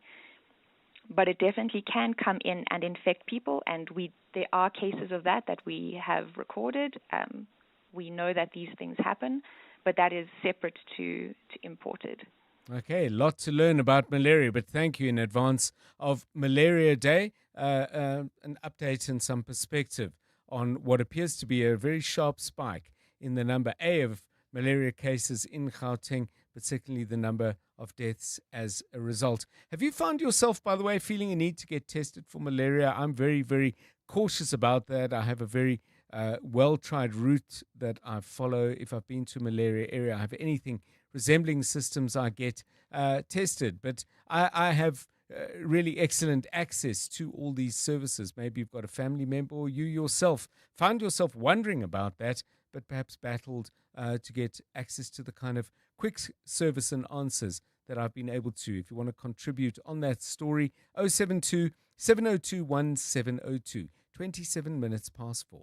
Let's hear from Susan, owner of Leopard Song Manor, why it pays to switch to Outsurance Business Insurance. We were with our previous insurer for 13 years. Switching made me aware of things that we weren't covered for. It was a quick process. I saved a lot of money. For boutique hotels, catering companies, and all other businesses, get a quote today and see why it pays to switch to Outsurance Business Insurance. Visit outsurance.co.za or call 0800 60,000 today. Licensed insurer and FSP. TCs and information online. In business, missed deliveries cost more than money. Go Girl Logistics is South Africa's 100% black female-owned Level 1 Triple BEE powerhouse, delivering secure, time-sensitive transport for parcels, cold chain cargo, and compliance waste. With DG trained drivers, cold chain certification, national reach, and real-time tracking, every load is handled professionally, safely, and on time. Go Girl Logistics. Power beyond cargo. Visit gogirl-logistics.com. Hey besties, DJ Zinhle here. Did you know that when you buy any 4 Knorr soups, you could win your share of R500,000? Just WhatsApp your till slip to 087 265 1280 and make it Knorr with Knorr. T's and C's apply. Will you survive the AI revolution or thrive? Regenesis presents the School of AI, the first of its kind in Africa, powered by 100 world-class AI experts delivering cutting-edge training, consulting, and real-world AI solutions. Regenesis has embedded compulsory AI modules across all their programs and 12 of their schools, from business and law to education and technology. Join the movement now. Enroll at regenesis.net. Regenesis, one institution leading the way. EWN Business. Right, let's get an update from the markets. Stephen Curtis, what's been happening today so far? Good afternoon to you. Good afternoon to you, John. If you do hear a jazz band in the background, just know that's not me. It's not my natural ability. We're at the Mount Nelson Hotel in Cape Town tonight on The Money Show for the big Cape Town launch of Corporates That Care. Lots of interesting people. We'll have conversations around the Cape Town Convention Centre, the size of dolphins' brains. I'm not making that up. We'll also have a very interesting shapeshifter as well. So a lot to look forward to this evening. The oil share, I think, really being driven by oil prices, which have passed $100 a barrel, Brent crude, through the course of the afternoon, John. The oil share down 0.5%, 117,824 points. Financials down 0.75%. Industrials down 0.58%. And resources down 0.34. Richmond's down 2.5%. ABSA is down 4.25%, but they are ex-dividend today. Truworths is down 2%. We Buy Cars down 1.94%. And then Boxer giving up some of yesterday's gains. And the Foschini Group down again. They're down 1.42%. 0.2%, while Boxer is down 1.6%. Quilter had a strong update. They're up 5.5%. Sasol again gaining from higher oil prices. They're up 5% too. Glencore along with them, they're up 2%. Tungela too at 2%. Some stories around, including the fact that inflation figures for the month of March coming in at 3.1%. The last figure like that we're likely to see, John, because it was before fuel prices really kicked in. And of course, we all know that fuel prices are likely to increase quite significantly again in just a few days' time. 5th of May is the date. Food inflation was 3.6% for the period. Some food prices are coming down now. Dairy, for example, that's because of issues before, so base effects then. But we all know this is kind of the calm before the storm. And then Capitec, their headline earnings up 23%. That momentum is just relentless. They have more than 26 million active clients. Their total active personal banking clients are up 7%. Fully banked clients are up 12%.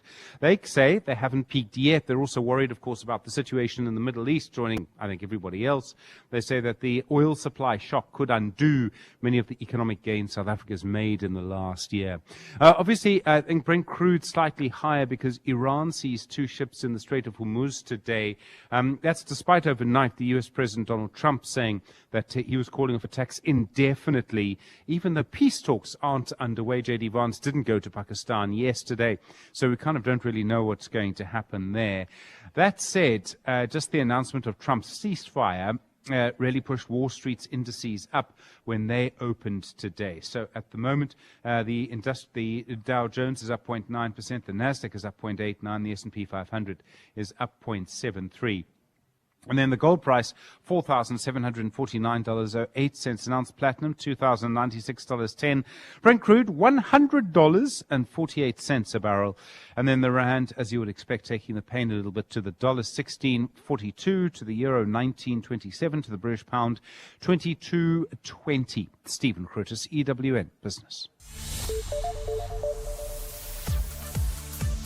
702 Drive, 28 minutes to 5. The very latest eyewitness news now with Mbali Dlamini. Independent Development Trust was in the news a while back for all the wrong reasons. An update on how they're doing now. Mbali. Thanks, John. Good afternoon. Well, the Independent Development Trust says it's slowly making a turnaround and restoring its image following the recent scandals. IDT chairperson Zimbini Hill told Parliament today that committed employees are helping to improve performance at the entity which is responsible for building public infrastructure. She has been backed by Public Works Minister Dean McPherson, who says the organisation is on track for a sustained recovery. Lindsay Dentlinger reports. Over the past year, the IDT has made headlines for a dodgy hospital oxygen supply tender with over 800 million rand. Its former CEO, Tebogo Malaka, who was at the centre of that scandal, was also caught on secret camera attempting to bribe a journalist. Minister Dean McPherson says the National Prosecuting Authority is at the stage of making a decision on the corruption complaints against her. We await that decision eagerly so that we not only match our tough talk and action internally, that there's also consequences for errant behaviour. IDT chairperson Zimbini Hill says a zero-tolerance approach to corruption has been adopted and employees are being subjected to lifestyle audits. Not everybody at IDT is corrupt or is involved in maladministration, as one would like to believe. Hill says the organisation is also starting to improve its financial situation and recover debt owed to it. Lindsay Dentlinger, Eyewitness News, Parliament. Members of Parliament's Electricity and Energy Portfolio Committee say the nuclear sector has been closed off to the majority. They also say the industry needs more diversity in influential positions, including on the board of the National Nuclear Regulator, which licenses and has oversight over the industry. Today, the committee deliberated on the shortlisting of applications for the board, which is currently sitting with several vacancies. Babalondenze takes a look. Earlier this year, Energy Minister Jose Nzora Mohopa had invited nominations for people to serve on the board, with submissions closing in March. He called on people with experience in radiation protection, nuclear medicine, electrical engineering and mining, among others. More than 50 people have since applied, but most of them are men. Committee member Fasiha Hassan Duma told the committee that the nuclear industry has been mostly closed off to the majority of South Africans and called for more inclusivity. And we must understand our history. We must also understand the fact that the nuclear industry is one that has been historically closed off, particularly to the black masses of our people. And there are quite a few candidates on that list who are black, who are youth, who are women, for example. Members of the committee have also called for more community representatives to be considered for the Nuclear Regulators Board. Babalo Ndanza, Eyewitness News. And in Sweden, one person has been detained after threats of violence forced the closure of 16 schools today. According to AFP, local media reported the threat involved a school shooting, but police declined to comment on that report. Schools are expected to resume normal operations tomorrow following the detention of the man. Attacks on schools are relatively rare in Sweden. In February last year, a 35-year-old gunman killed 10 people at an adult education center in Rebro. This was considered Sweden's worst mass shooting, which police said was motivated by the killer's wish to end his life because of financial and psychological issues. It's a partly cloudy afternoon in Gauteng today with scattered showers and thundershowers expected. Temperatures have peaked at highs of between 20 and 21 degrees. In the traffic in Pretoria CBD, traffic is sluggish in Nermanstad on Eskempahlele Drive between Mood Street and WF Ngomo Streets. And in Protea Glen, expect some delays on the N12 heading towards the R558. The top story in EWN, the Independent Development Trust says it's slowly making a turnaround and restoring its image following recent scandals. 702 Afternoons with Relebohile Maboja, 1 to 3 p.m. What are some of the kinds of skills and what does the education pipeline look like in terms of the talent we need to sustain this field? You know, I'm in the School of Physics, and whenever we think of quantum, even if you're not a scientist, I mean, all your listeners would have watched Star Trek and Star Wars, and you always think this is the realm of science fiction and science. We really want to take it out of the School of Physics into other disciplines. We want to see people in medicine using quantum to image better. We want to see people in economics use it to model our financial systems better. Professor Andrew Forbes, distinguished physicist professor within the School of Physics at the University of the Witwatersrand. 702 Afternoons with Relebohile Maboja. Let's walk the talk. 702 family, we value what you think and we want to hear it face to face. This Thursday and Friday, we're opening our studio doors to 702 landers who'd like to share their thoughts on the station. Your feedback, your ideas, it all matters to us. Everyone who comes through will get a full studio tour, see where the 702 magic happens. If you'd like to join us, and we'd really love it if you did, send an email to contact@702.co.za. When I say insurance, you say pineapple. Insurance. Pineapple. Insurance. Pineapple. Insurance. Pineapple. Pineapple FSP 48650 is underwritten by Omart Insure Limited, a licensed non-life insurer and authorized FSP. Still shopping around for a saving here and a deal there? Choose Checkers, SA's #1 in value supermarket. And save on deals like Dew Fresh Long Life Milk, a 1 litre 6-pack for $94.99. Sunfoil Pure Sunflower Seed Oil, 2 litres for $69.99. And Sanex Shower Gel or Body Wash 500 mils, any 2 for R110. Save R80. Valid until 10 May, only at Checkers. Herschel Gibbs here, with more than just a crypto ad. Crypto payments are now live on 10bet. And there's more. Download the app, deposit, and get an extra 5% in cash. The future of betting, faster, safer, and smoother. Play now at 10bet.co.za. 10bet is a licensed betting operator and supports responsible gambling. No persons under the age of 18 shall be permitted to bet. Betting can be addictive. Winners know when to stop. South African Responsible Gambling Foundation toll-free counselling line 0800 006 008 or WhatsApp help to 076 675 0710. 702. WhatsApp John on 072 702 1702. Oh, John, best memories of takeaways as a kid? Probably the old doll's house in Willie Point in Cape Town when we were on holiday.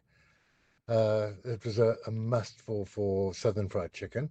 And then, of course, the old Felskin drive-in. We used to go there as a family, and the food there was, it was amazing. Hi, Ntate John. I just recently got onto the show now. So the first ever fast food experience that I've ever had was Scooter's Pizza. I remember I had that the first time was in Maseru in Lesotho. My aunt used to take us there with my niece every first Sunday of that month. And and now the store has been taken down, and I see they put muchachos there. And even before muchachos, there was a Nando's. But yeah, that's as far back as I can remember. It's Kia here from Josie. As a kid growing up in the south of Joburg, the best slap chips that you could get was from the potato peeler. I remember people coming from all over to go get chips at this little store that had been run by the same family for 50 years. My mom and dad, who grew up there in the 60s and 70s, used to go to the potato peeler. It's not there anymore. I still miss those chips. Yeah, I love the way the memories also connect. You know, obviously it's the food, and at times I can sort of smell it and picture it, but also relationship stuff. That example of the Scooter's Pizza in Maseru, connected to an aunt, and always that thing to look forward to on the first Sunday of every month. It's great. I love the stories. Thank you for them. Mention of a doll's house in Mooley Point. I didn't know there was one. A doll's house. I thought doll's house was strictly this memory. From Nicky, who says, remember the doll's house in Louis Botha Avenue, referring obviously to Joburg. Drive-in hamburger joint, sat in your car to eat fabulous burgers. And the emojis are full of smiles, love and gratitude. Doll's House was a legendary place. 18 minutes to 5. EWN Sport. Right, let's catch up with what's going on. Cricket involved, and the Proteas women in a major series against India. Tola Kelly with that story and some others. Thanks so much, John. And South Africa will have their sights set firmly on sealing a T20 series win when they take on India at the Wanderers Stadium in the third match tonight.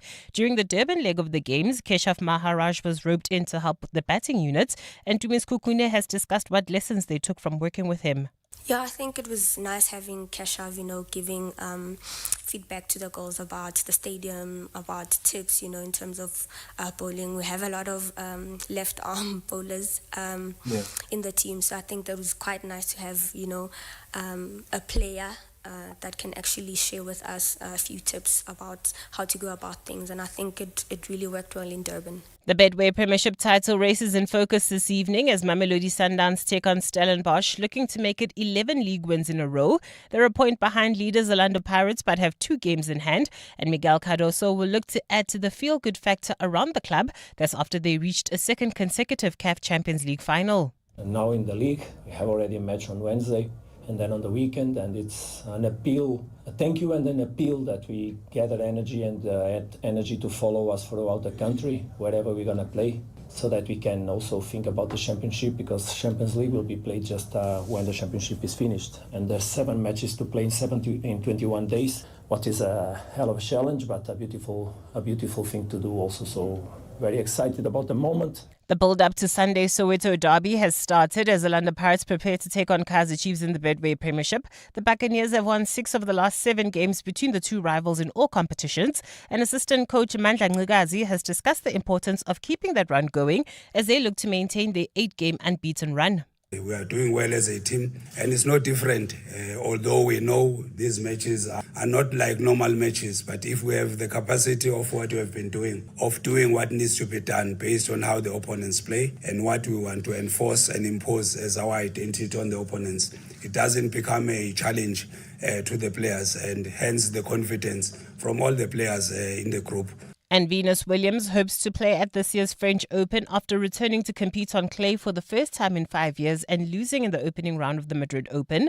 Williams was beaten in straight sets by Caitlin Quevedo for her 10th straight singles loss after she returned from a 16-month break midway through last season. The 7-time Grand Slam singles champion will need a wild card to feature at Roland Garros. Tholakele Mganga, Eyewitness News Sport. EWN Traffic. 4:45, getting busy, particularly on the N3 South. Whereabouts exactly? Here's Khumotso Munyai. Thank you, John. If you are heading towards the Patlu interchange, look out for a stationary vehicle on the N3 North. It is slowing down traffic from Marlborough Drive. With that earlier accident also adding some pressure, so a little bit of patience, please, as you head into that stretch. In the opposite direction, traffic is also heavily backed up on the N3 South. This is from the Patlu interchange all the way to the Galulis interchange. You can also expect some delays in Edenvale, where traffic on the R24 West is slow moving towards the Galulis interchange. Over to the other side, the N1 South is moving slow with those peak time delays between Winnie Mandela Drive and Beyers Naudé, as well as on the M1 South from Killarney Bends to the Crown interchange. If you come across any other traffic, please do send us a WhatsApp voice note on 072 702 1702. There's more EWN on air, online, and on the EWN app. The Clement Manyatela Show on 702. The Clement Manyatela Show is about everything. It's about current affairs, family matters, the work environment, your health and wellness, relationship and sex issues that couples face. It's about learning, helping each other, healing, teaching. It's about life in essence. What I like about the 702 family and 702 land is that we are quite intentional about doing life together. We're always pulling through for each other, learning from each other, always teaching each other. We're not scared to disagree, but also we're brave enough to be vulnerable with each other. We just care about each other, and I think that is priceless. The Clement Manyatela Show, weekdays from 9 to 12 p.m. You're with John Perlman on 702. Still to come on 702 Drive in a moment. A study done at a number of schools across quite a few provinces, water tested at 72 schools and found 20 samples. That is a high level of insecurity, and I'll tell you what that insecurity is. They found that the water was simply unsafe to drink. We're going to talk to the organization WaterCan that did the study. That's coming up. Just a quick response to our conversation around malaria and its spread. One of our listeners sent this in and said, I took pills before, during and post travel, having recently traveled to Mozambique and back. Now I have a headache for 2 days and I'm wondering if I should get checked. And says, I'm one of those people that overthink. I don't think you can overthink these things. I've got a view, but I don't know enough about it. Any doctors out there who are familiar with this aspect of travel medicine, or just simply from your practice in the medical field, have a clear idea. What do you think? In the malaria area, yes, took prophylactics, nevertheless experiencing a headache. Get a test, just reassure yourself and clear up any possibilities. Some professional advice, please, if we get it. I'm sure in the 702 family, plenty of people who are listening who are qualified to offer more sound advice. I could tell you what I would do, but that's not medical advice. That is, just what I would do. 12 minutes to 5. John is on X. At John Perlman. We were chatting a little bit earlier about what kind of things start fights, quarrels. I don't mean serious fights. Maybe it's scraps, squabbles, spats, call them what you like. We'll figure out exactly what to call it in a moment. But here's an example of exactly that kind of fight. Sit down. Ooh, this is yours right here. You want to see? Can I have one? Can I have... Why are you staring at me like that? No, I told you I was gonna go get fish tacos. I told you. Why do you always do this? Every single time we go somewhere, we ask you, what do you want? And you know what you always say? Nah, I don't want nothing. And then you want to eat. I'm not sure.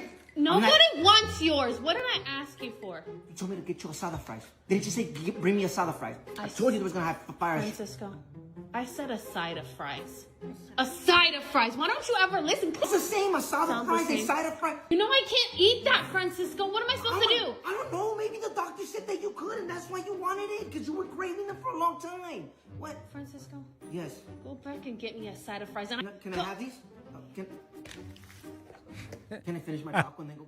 So that's from TikTok. It's called the people putting it together call themselves Kenna Loves Cisco, and that's an example of the kind of things that in a household, in a friendship, in a relationship, in a family can start quite feisty showdowns. They're not fundamental quarrels that can lead to a real breakup, but they certainly can keep things a little bit fiery. So I'm wondering in your household, and I thought that was a wonderful example actually, where, somebody says they don't want anything when somebody's gone out to get food or make food, and then say, oh, can I just have a little bit of yours? And I know that drives some people crazy. What, Khomotso Munyai, drives you crazy in this nation of low-level warfare? It has to be dishes, or who has to lock the gate. My little sister came back 2 weeks ago with a very creative schedule where I'm on a Monday, my little brother's on a Tuesday, and she's on a Wednesday. And I said, I'm too old to be included in a schedule of dishes. I'm not doing this. Yes. And they said, well, for as long as you live in this house, you have to partake in doing those things, which is ridiculous. Another one is definitely locking the gate. So whoever comes last has to lock that gate. And sometimes you're living your best life, you forget. You come in, then you go out. Do you know what I mean? So Yes. yeah, those things. How do you know you lost? Okay, is that based on the cause? Because You're always coming for me. I feel like you're never on my side, what do you mean John. I'm coming for you? I'm trying to help. I'm your lawyer. John, her siblings will be listening, so she can't answer that question. No, but seriously, I mean, you could say, well, whose cars are in the driveway, Yes, for example. yeah. However, I might have gone out with someone else in their car, I think or we gone should- in an Uber. Tola get it? So, John, if your sibling is always usually the last one there, Yes. even if you were the last one, Yes. you still accuse them of being the last one. Love that. Because I'll you take never that. want to take All responsibility. right, let's go to your low-level warfare triggers. Definitely top one is the dishes. So Dishes, when we get home after church on Sunday, because that's the day I get to see my family, after my dad's cooked breakfast, my brother, his argument every time is that I have to do the dishes. And I always say to him, I don't live here. And then we get into like such a fight about the fact that even though you don't live here, you still use the dishes, so you need to clean them up. So after 5 minutes of fighting, we just let it go. And I also remember when we were growing up, whenever my mom would buy us one thing and then we'd Yes. have to share, you would measure it, like put it side by side. Yes. If even like a little bit more was taken from that, that would cause the biggest fight. trouble. Because why are you being so selfish? The best solution, I cut, you choose. No, John. we need an adult to be the one that cuts it, because even if even with chips, we used to cut like the slap Yes. chips. Used to count 1, 2. Are you guys twins? No, he's 4 years older. Oh. yeah. Then you know the answer. Just give him more chips. Absolutely not. Absolutely. John not. agrees. No, I don't at all. John is also a younger sibling. That's why he doesn't Well. agree. Not going to get my vote on that. So tell us, I mean, some of these, irritations can escalate quite significantly, but we're not in the level of, kind of weapons grade quarreling, more kind of low level scrapping around things that other people might think are quite trivial, or other people might say, exactly, I know exactly how you feel. Either way, call us 011 883 0702. It's 7 minutes to 5. Drive home with John Perlman On 702, let's walk the talk.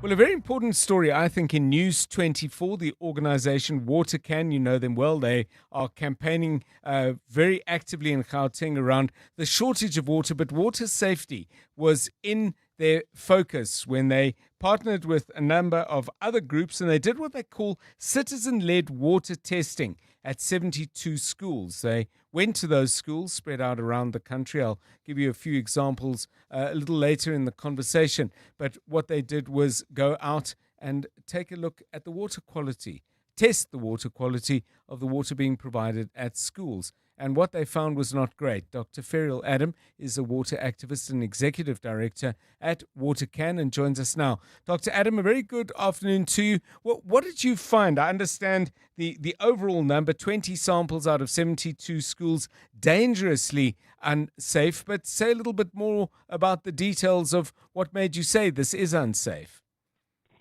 Good afternoon, John, and to all your listeners. So I think, our testing kit that we use does two things. It looks at the quality of drinking water, Right. and it tests the chemical side, but also a bacterial side. And for the 20 samples that we were now regarding as unsafe, all came positive in terms of presence of total coliform and E. coli. Okay, so this is a bad situation. Now, is it fair for me to conclude that nobody at any time had told the schools and the learners, hey, you shouldn't be drinking this? So not before the testing, Right. but once the testing was done and we received the results, because the way it works is you test and then you upload to our map, which is online and anyone can look at it. And then we basically get alerts in our emails if there's an unsafe sample, which we then immediately contact the schools as well as the municipalities, because that is the legal kind of thing we have to do if water is unsafe. And that's what we had to do in terms of that. And then we leave it to the schools to then basically say, do not drink from this tap or do not drink the water right now. You know, we've come up with sad stories because in one of the cases, it led to the school saying, well, we can't drink the water right now, so people must bring their own water. But a lot of these areas are impoverished areas. So having to tell, poor communities that to send their children to school with water is another challenge.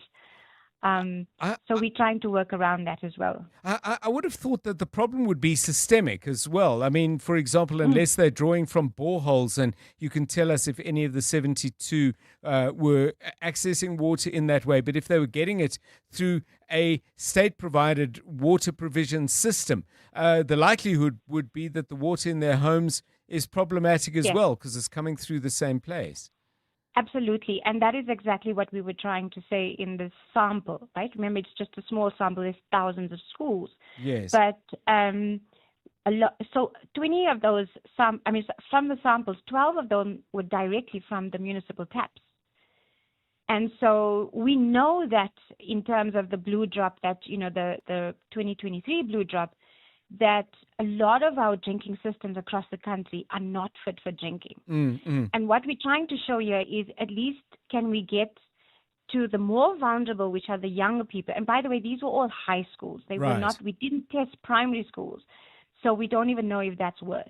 Yeah. I want to ask you, just as a final question, I mean, you're obviously engaging with municipalities, both by way of legal obligation, but presumably you're looking for some kind of remedy. Has the response been generally defensive, passive, or have some of them said, thank you for letting us know, let's see what we can do about this? It's been a combination of all of that. Some have just ignored our letters completely. But there have been some of the schools, by the way, have said, thank you so much, because now they know for sure that their water is not good to drink because they had suspicions. We had a case where the municipality acted before the school. Okay. So there are good examples, of municipalities then going to, because we want the municipalities to go and double check these results. So they need to go and test at the schools to see that, to make sure it's not a localized issue. But we've had municipalities that have done nothing. And that's concerning. And that is actually, it's not shocking, because if you think about the Blue Drop report, some of the ones that were found bad in terms of the tap water are some of the municipalities that didn't do well during the 2023 Blue Drop report, which is Makana, and we know the water in Makana is bad. Chief Albert Lutuli municipality, Sundays River, and Katwana. Those were really, that's Eastern Cape, that's Free State. Mpumalanga. Yes, Mpumalanga, and then Makana is Eastern Cape. So those were the ones that were, so Eastern Cape, Free State keep coming up in our work as having concerning water, and in Mpumalanga. Thank you so much, Dr. Ferial Adam, Executive Director at WaterCan. It's an important representative study that they've done, and it's a story we need to follow up. 702 Drive. That's Thabo before he got naked.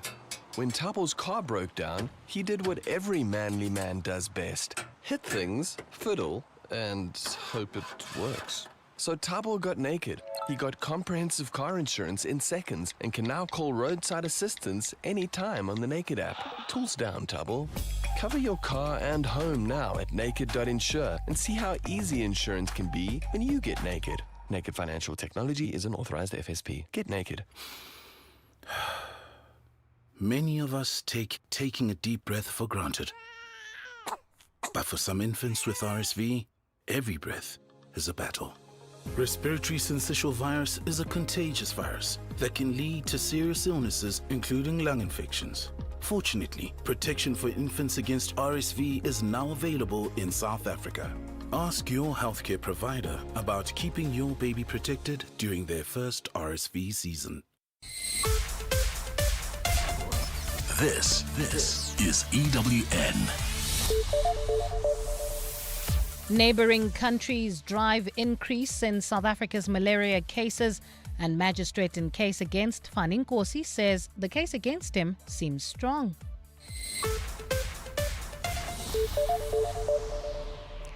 Good afternoon, I'm Bali Dlamini. South Africa has recorded a 9% rise in malaria cases and a 28% jump in deaths when compared to last year, driven by outbreaks in neighbouring countries. The Department of Health says malaria outbreaks in Botswana, Mozambique and other neighbouring countries are posing an increased threat, largely due to cross-border movement as well as migration. Provinces like Gauteng have seen sharp increases in the first 3 months of this year from these imported cases. In the last financial year, South Africa recorded just under 4,000 malaria cases and 39 deaths. The rise is causing concern ahead of the winter season because malaria presents with flu-like symptoms which could delay treatment. Dimakato Lishoro reports. Health experts warn that South Africa's progress in dealing with malaria is closely linked to the situation in the region. Countries such as Namibia, Botswana and Mozambique are currently experiencing outbreaks which continue to drive imported cases into South Africa particularly. Dr. Dhruv Pandey from the World Health Organization has told a health webinar ahead of Malaria Day that further challenges across the Southern African region include declining funding. In SADC region also we have seen financing contraction, that is declining domestic and external funding. So many of countries are facing these issues. He says even though South Africa has a healthy budget to deal with malaria, importation of the disease from neighboring countries is a big obstacle to eliminating malaria by 2030 in the country.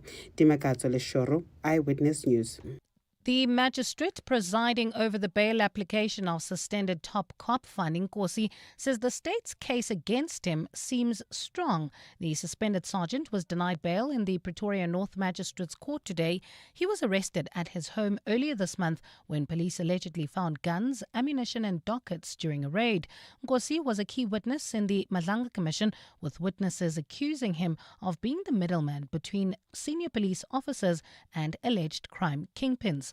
Modise has more. Magistrate Thandi Teledi was not convinced by Sergeant Ngosi's arguments on why he should be released on bail pending the outcome of his trial. She's questioned his credibility, highlighting that he did not give an explanation for the guns, stun grenade and dockets that were found in his possession. In these circumstances, the court is satisfied that there exists a real likelihood that the applicant, if released, may endanger the safety of the public or commit further offences. Teledi says while the state's case against Gorsi seems strong, the suspended sergeant has only given bare denials. Teledi has also pointed out the public outcry that would follow if Gorsi was to be released on bail. Gorsi will remain behind bars until next month when the matter returns to court. Modise, Eyewitness News at the Pretoria North Magistrates Court. Suspended SAPS District Commissioner for Kidnapping, Abraham Kuashu, says he rejected a request from suspected crime cartel boss Katiso KT Molefe to assist with the bail of his alleged hitman. Testifying before the Malanga Commission today, Kuashu said Molefe made the request at a social meeting at a restaurant in Alberton. Kuashu says he relates to Molefe as his brother-in-law as he is married to his younger sister. Tabiso Koba reports. Michael Puletau is a former police officer who's suspected to now be operating as a contract killer for crime cartels. In April 2024, Tau was arrested by police for the murder of Vereniging engineer Armand Swart. Suspended SAPS District Commissioner for Kidnapping, Abraham Kuashu, says during his meeting with Katiso KT Molefe, the suspected crime boss inquired about Tau's chances of getting bail. He needed to know if the state will oppose bail as he wanted to pay the bail money for his friend. I told him Right away, in actual fact, I just stop him and say, Swara, me, I don't talk work-related cases with anyone, not even my wife. If you wanted us to have a sound relationship, my work is off limits. A few months after their meeting on the 6th of December 2024, Molefe was arrested by police on suspicion he allegedly orchestrated the killing of Armand Swart. Thabiso Goba, Eyewitness News. And American multinational tech company Meta says it will begin tracking employees' keystrokes and mouse activity to help train its artificial intelligence systems. The company, which owns Facebook and Instagram, says the data will be used to teach AI models how people perform everyday computer tasks with safeguards in place to protect sensitive information. But some employees have raised concerns, calling the move oppressive, especially amid fears of further job cuts and a slowdown in hiring. CEO Mark Zuckerberg has pledged to ramp up investment in AI, saying the technology will dramatically change how people work in the coming years. Well, gold is trading at $4,736.82 an ounce. The rand is at 16.45 to the dollar, 22.22 to the pound, 19.29 to the euro, and Brent crude oil is at $99.68 a barrel. In the traffic in Constantia Kloof, there's bumper-to-bumper traffic on the N1 North approaching Beyers-Naudé, and in Randburg, there's slow-moving traffic at the N1 and Beyers-Naudé due to faulty traffic lights. In your sport, the Proteas women looking to seal series win over India as they clash in 30-20 tonight. Manchester City out to seize control of the Premier League title race, and Jude Bellingham buys minority stake in the 100 franchise Birmingham Phoenix. A cloudy Thursday in store for Gauteng tomorrow with scattered showers and thundershowers expected. Johannesburg drops to overnight lows of 12 degrees, peaking at 16. Pretoria 15 and 18, and Vereniging 12 and 16 degrees. The top story in EWN this hour. South Africa has recorded a 9% rise in malaria cases and a 28% jump in deaths when compared to last year, driven by outbreaks in neighboring countries. EWN, in touch, in tune, and independent. For the latest, visit ewn.co.za or download the EWN app. 7:02. Drive home with John Perlman. John Perlman, 3 to 6 p.m. On 92.7 and 106 FM. Let's walk the talk. 7:02 Drive, it's 8 minutes past 5. Welcome to the show. All sorts of interesting stuff that we have for you coming up over the next hour, including the fact that we in the EWN team are keeping an eye out for breaking news. Please help us with that if you can, if you are so inclined. If something important happens in your neighborhood, either adding more information about a story that has wider ramifications, or if it's something quite specific to the place where you live, but of general interest, whatever. Give us a call on 011 883 0702 and 072 702 1702. We always like to hear from you, and we appreciate your efforts to add to what we know about the big events of the day, week, and month. Coming up on the show, a decision at the Constitutional Court with big implications for the South African Human Rights Commission, and by implication, I think, big implications for all of us. Quite often the Human Rights Commission gets involved in some of the big issues of the day. It might be around issues of racism, it might be around issues of service provision like lack of water, the absence of proper treatment of sewage, and for example, they got very involved in that issue in the community of Mfuleni. Now, when the SA Human Rights Commission in the past has been done with investigating a matter, they have made what they believe to be binding recommendations. However, as this has wound its way through the courts and all the way to the Constitutional Court, the final arbiter on this matter, the Con Court, has ruled that, in fact, the Human Rights Commission is not a body capable of issuing binding directives. So that has significant implications. There are some of you I know who've written and said, well, you know, the SA Human Rights Commission doesn't really have any powers anyway, so why bother?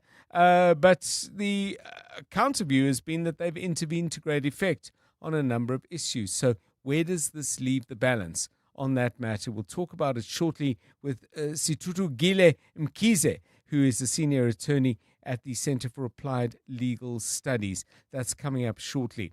Many of you responding to various questions we've asked you, including what kind of things have led to quarrels in your family or in any kind of close relationship that you might have. Not huge relationship ending or relationship wrecking battles, but we're more in the squabble space. I had a couple of comments and questions around malaria, so let's hear what all of you had to say, or those of you who contacted us had to say about these questions and others. 702. WhatsApp John on 072 702 1702. Good afternoon, John. My first fast food memory was us getting chicken licken as a family. We would go buy groceries at ShopRite, and then we would get a barrel of chicken licken and we would go home and have that. And then my mom, we were 6 kids, my mom would take us 2 by 2, like Noah's Ark animals, to Wimpy. And that was my restaurant experience. And that was always so wonderful because she could only afford 2 by 2, and it was still amazing. Hi, John. Just basic on malaria. The life cycle of malaria has to be completed in a human before a mosquito can get it, and then it needs to be completed in the mosquito before it can be transmitted back to a human. But it doesn't get spread mosquito to mosquito or human to human. So an imported mosquito that has malaria is not going to spread it in a mosquito population in Gauteng. It will maybe infect 1 or 2 people, but then those people will not be able to transmit it to mosquitoes that can carry malaria because we don't have those mosquitoes here. If that makes sense, cool. Andrew in Pretoria. Yeah, thank you, Andrew. A lot of detail then while you were talking. I was just, getting my brain around that. But thank you. I think it was very clear. And if people have more questions, please answer them. And maybe Andrew can send us another message to offer clarity. But I thought that was hugely useful. 702 Drive, it's 12 minutes past 5. On the subject of squabbles, listen to this from Lee. Okay, this is important, the first sentence. I'm 12 years older than my brother, so we're seeing already a little bit of advantage there. As kids, if we shared a chocolate bar, he would also insist on not being even. I used to cheat him by deliberately cutting my piece a little bit bigger. When he would complain, I would bite my piece to match his. He would be so happy if I bit off even a bit more, and then he would be able to say that his piece was bigger. Lee, I wonder what your younger brother has said about this now that you're both older. Does he chuckle about it, or does he figure you owe him and owe him big? 702 Drive, it's 13 minutes past 5. EWN Traffic. This EWN Traffic is brought to you by Outsurance. SMS out to 45142 now. And you could save on car insurance. If you don't, ask them for 500 Rand. Kumotso Munya is still keeping an eye on things for us out on the roads, and N3 South still a problem. Thank you, John. Yes, the N3 continues to be heavily backed up. This is from the Batlu interchange all the way to the Galulis interchange, as well as the Geldenhuys interchange. You can also expect delays in Edenvale, where traffic on the R24 West also remains slow. This is moving towards the Galulis interchange. Over to the N1 in Constantia Kloof, there's bumper-to-bumper traffic on the N1 North. This is as you approach Bayers Nodia. And in the opposite direction, the N1 South is moving slowly with peak hour delays. This is between Rivonia Road and Winnie Mandela Drive. If you are leaving Sandton, there's also traffic pressure on the N1 North from the Batlu interchange all the way to Olifantsfontein Road. Those faulty traffic lights that are also causing slow-moving traffic, you can look out for those in Randburg at the N1 North and Bayers Nodia, in Four Ways at Winnie Mandela Drive and Monte Casino, and over in the capital city in Pretoria CBD at Thabo Sihome and Johannes Ramukhwase, in Centurion at the R55 and Summit. More updates in just a bit. There's more EWN on air, online, and on the EWN app. Sitting in a traffic jam is as fun as waiting on hold for 2 hours only to get disconnected. The frustration.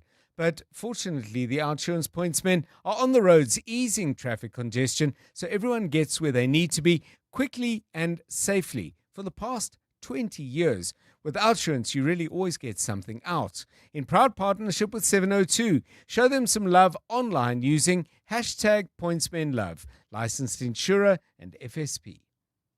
The Money Show with Stephen Grootes on 702. My show is about your money, and it's about how people have made their money. But it's also about what happened to your money today, what happened on the JSE, what's happening overseas. All of these things, all about the way in which people make their money, spend their money, use their money, and in so many ways, use their money to make more money for them. What I absolutely love about the 702 family and 702 land is the huge warmth of people, the generosity that they show. But I also absolutely love the hustle. Anyone in business is actually trying to improve the economy. They're trying to have an impact on all of us. And there's a go-getting attitude to 702 land that you don't see in so many other places. That's what I really love about 702 land. That getting together and doing something new, and in the process, making money. The Money Show with Stephen Grootes. Weekdays from 6 to 8 p.m. You may or may not know the difference between a cappuccino and a Spanish latte, but you do know a great Outsurance deal when you see one. Get a car insurance quote now, and if Outsurance can't save you money, ask for 500 Rand or 1,500 Rand if you've been claim-free and with the same insurer for 3 years. Get savings or cash. SMS out to 45142. That's out to 45142. Outsurance, licensed insurer and FSP, TCs and information online. Attention all shoppers. Our supermarket shelves are full of unhealthy food. It's often hard for me to know which foods are good for my family.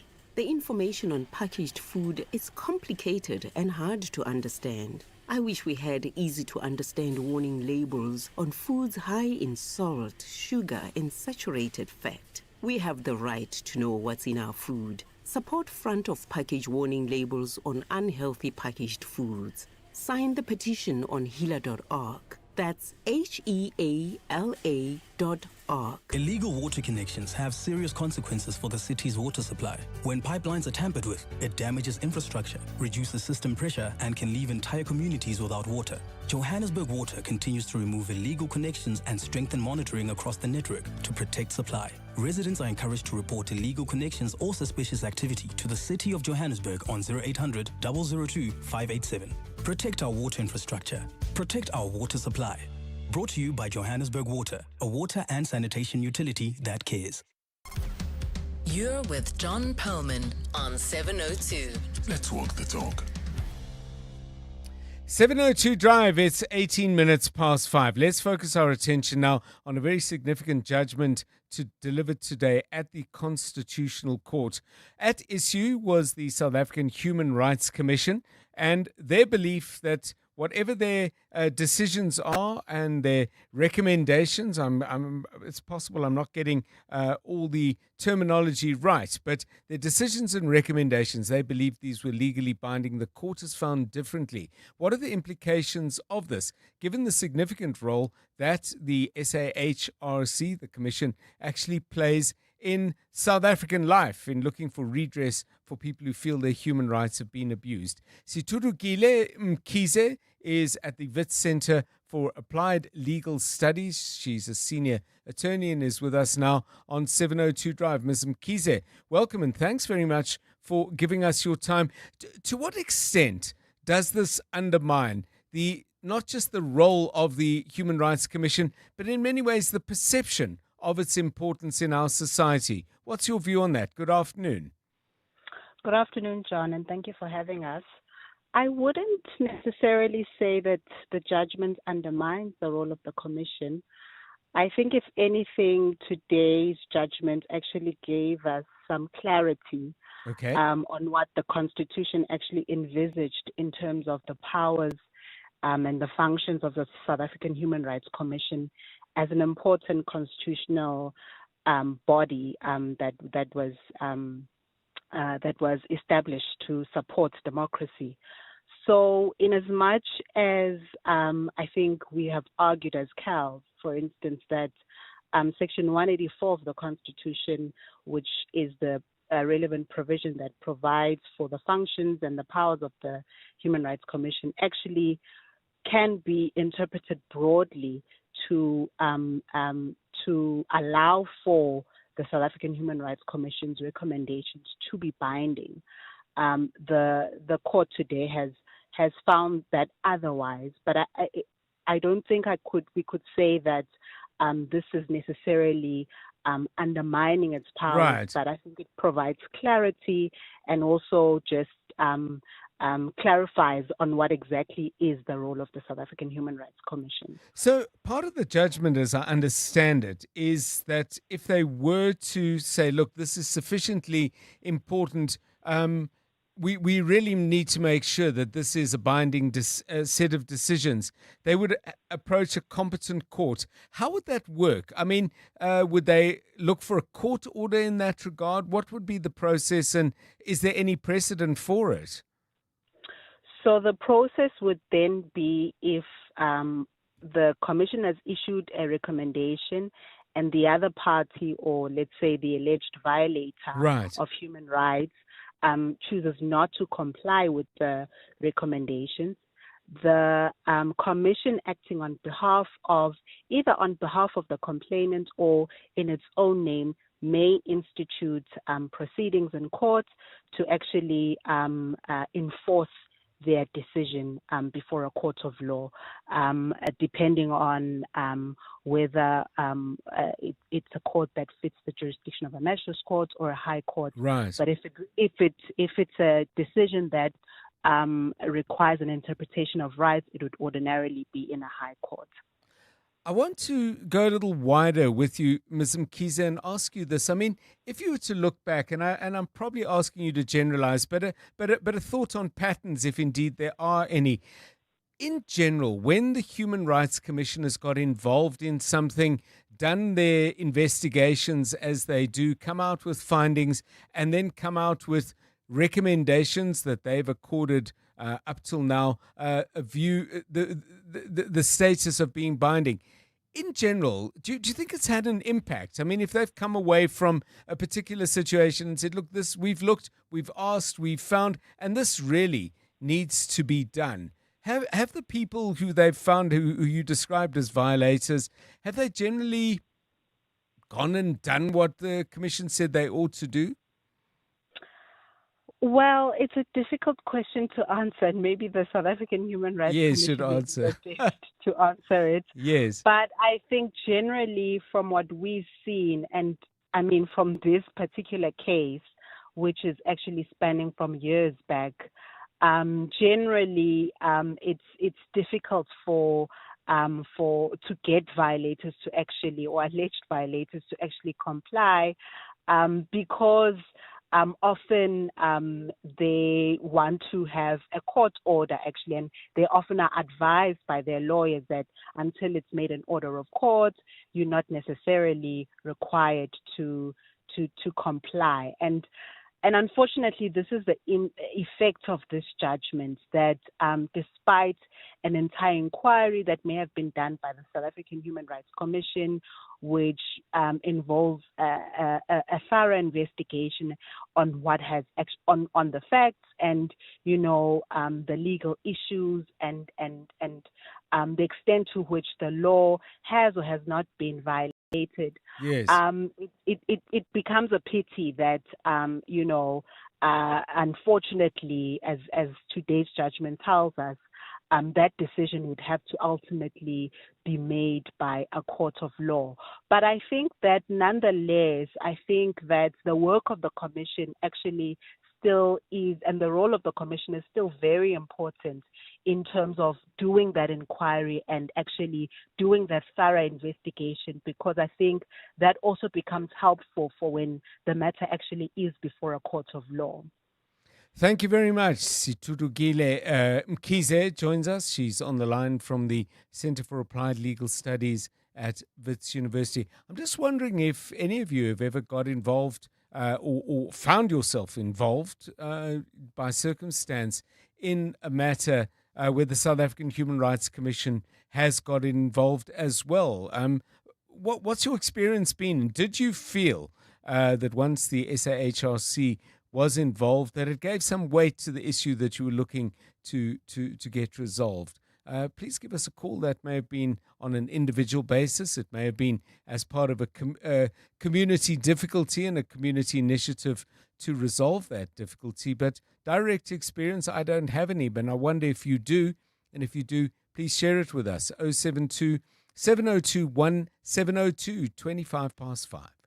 The Clement Manyatela Show on 702. The Clement Manyatela Show is about everything. It's about current affairs, family matters, the work environment, your health and wellness, relationship and sex issues that couples face. It's about learning, helping each other, healing, teaching. It's about life in essence. What I like about the 702 family and 702 land is that we are quite intentional about doing life together. We're always pulling through for each other, learning from each other, always teaching each other. We're not scared to disagree, but also we're brave enough to be vulnerable with each other. We just care about each other, and I think that is priceless. The Clement Manyatela Show, weekdays from 9 to 12 p.m. Joburg is more than just a city. It's an unmistakable rhythm that brings us all together. In celebration of this, 702 has partnered with Jozi My Jozi to unite the whole of Joburg in the 702 Jozi My Jozi Walk the Talk. Babize bonke. On Sunday, 26 July, we're going on a walk through the iconic Joburg CBD, and we want you to join us and be a part of something special. Entries open soon. In the meantime, stay tuned to 702 and get ready for 702 Jozi My Jozi Walk the Talk, hosted by the City of Johannesburg. Walk with the people, for our Jozi. Babize bonke. More on primemediaplus.com. Whenever she fell or got hurt, a kiss always took the pain away. Honey and hugs helped at first when the coughing started. It's just a cold. Keep her warm and she'll be fine, we thought. I wish I could kiss RSV away too. Respiratory syncytial virus is a contagious virus that can lead to serious illnesses, including lung infections. Fortunately, protection for infants against RSV is now available in South Africa. Ask your healthcare provider about keeping your baby protected during their first RSV season. That's Amanda, before she got naked. When the power tripped, Amanda felt more helpless than when her mom-in-law called her lasagna different. So Amanda got naked. She got car and home insurance at a lower premium and can now call an electrician anytime via the Naked app. There we go. Cover your car and home now at naked.insure and see how easy insurance can be when you get naked. Naked Financial Technology is an authorized FSP. Get naked. EWN Business. Okay, let's go down to Cape Town once again, because that's where Stephen Grootes is. Stephen, I don't know if the jazz band's still playing, but you've got the very latest from the markets. Good afternoon. Indeed, John. Looks like they're well and finely tuned up now, so we'll only have to wait until after 6 o'clock. Well, I mean, sadly, I could have done with a bit more practice myself. They will be good and loud for us from around 6 o'clock when this event kicks off. The Money Show live from here at the Mount Nelson Hotel, of course, as part of that big Corporates That Care event. Lots of people for us to look forward to, including the head of the aquarium here, one of the people who brings all the big events to South Africa and to Cape Town. And then our shapeshifter tonight is Graham Wood. He's, I think, the only person I know with an MBA in gaming from the University of Nevada. If you were going to study gaming, where else would you go? Indeed. We'll be talking to him as our shapeshifter this evening. Higher oil prices, I'm afraid, over $101 a barrel now, despite Trump announcing overnight that there was going to be an indefinite ceasefire. But there's still no date for actual negotiations between the US and Iran and Israel, so we don't really know what's going to happen, which means not a lot's really changed in the last 24 hours. I think that's pushing oil prices up, despite that US markets cheering that ceasefire. The oil share down 0.29%, 118,068 points. Financials down 0.45, industrials down 0.62, and then resources really flat on the day. Absa down 3.84. They were ex-dividend today. Harmony's down 3. Richmond down 2.85. But some of the consumer shares are down. That, for me, is probably the story. Mr. Price down 2%. Trueworth's down 2%. We Buy Cars down 1.81. The Foschini Group down 1.68. Now, inflation figures were out today, 3.1% for the month of March. Food price inflation coming down. Some food prices actually in deflation at the moment, but we all know, John, that's going to change, and it's a reminder of what will happen on May the 5th, the Wednesday, when fuel prices will really start to shoot up again, and the impact that that will have on inflation. Sasol, I think in anticipation of that, slightly up 5.66%. Aspen, Tungela up 2.98%, and one or two of the other shares that will benefit Glencore, there it is, up 2% as well. Aspen are up 3.88%, MTN's up 2%. And then Capitec had a big day today. They released more information showing that the headline earnings up 23%, got 26 million active clients. Their total active personal banking clients are up by 7%. They are worried about the situation in the Middle East, but they say for them, they don't believe they've peaked yet. There's still a lot more to come in the Aspen story. In the U.S., as I say, that optimism, I think, really about the Middle East, about this sort of indefinite ceasefire announced by Trump, kind of overshadowing other things, including the fact that Iran sees 2 ships trying to get through the Strait of Hormuz today. The Dow Jones is up 0.83, the Nasdaq's up 1.2, the S&P 500 is up 0.91% at the moment. The gold price, $4,735.75 an ounce. Platinum, $2,069.65. Brent crude, $101.47 a barrel. The rand to the dollar now, 16.47 to the euro, 19.30 to the British pound, 22.24. So as I say on the Money Show, a lot of really interesting people to talk to as we're live from this event tonight. Stephen Curtis, EWN Business. Thanks, Stephen. You could just hear the jazz band in the background there. Stephen wrapped up. He's with us from 6, as he said. 29 minutes to 6, the latest eyewitness news. Once again with Mbali Dlamini. Good afternoon. Thanks, John. Good afternoon. The mother of a 4-year-old who was murdered by her father's girlfriend says they will not abandon their fight for justice. Amy Johnston spoke to journalists at the Johannesburg High Court today, shortly after another postponement of sentencing proceedings. 4-year-old Nada Jane Chalita was murdered and raped by her father's girlfriend Amberly Hughes in their home in 2023. Hughes was convicted for the crime last year after she made a shocking confession following her initial plea of not guilty on all counts.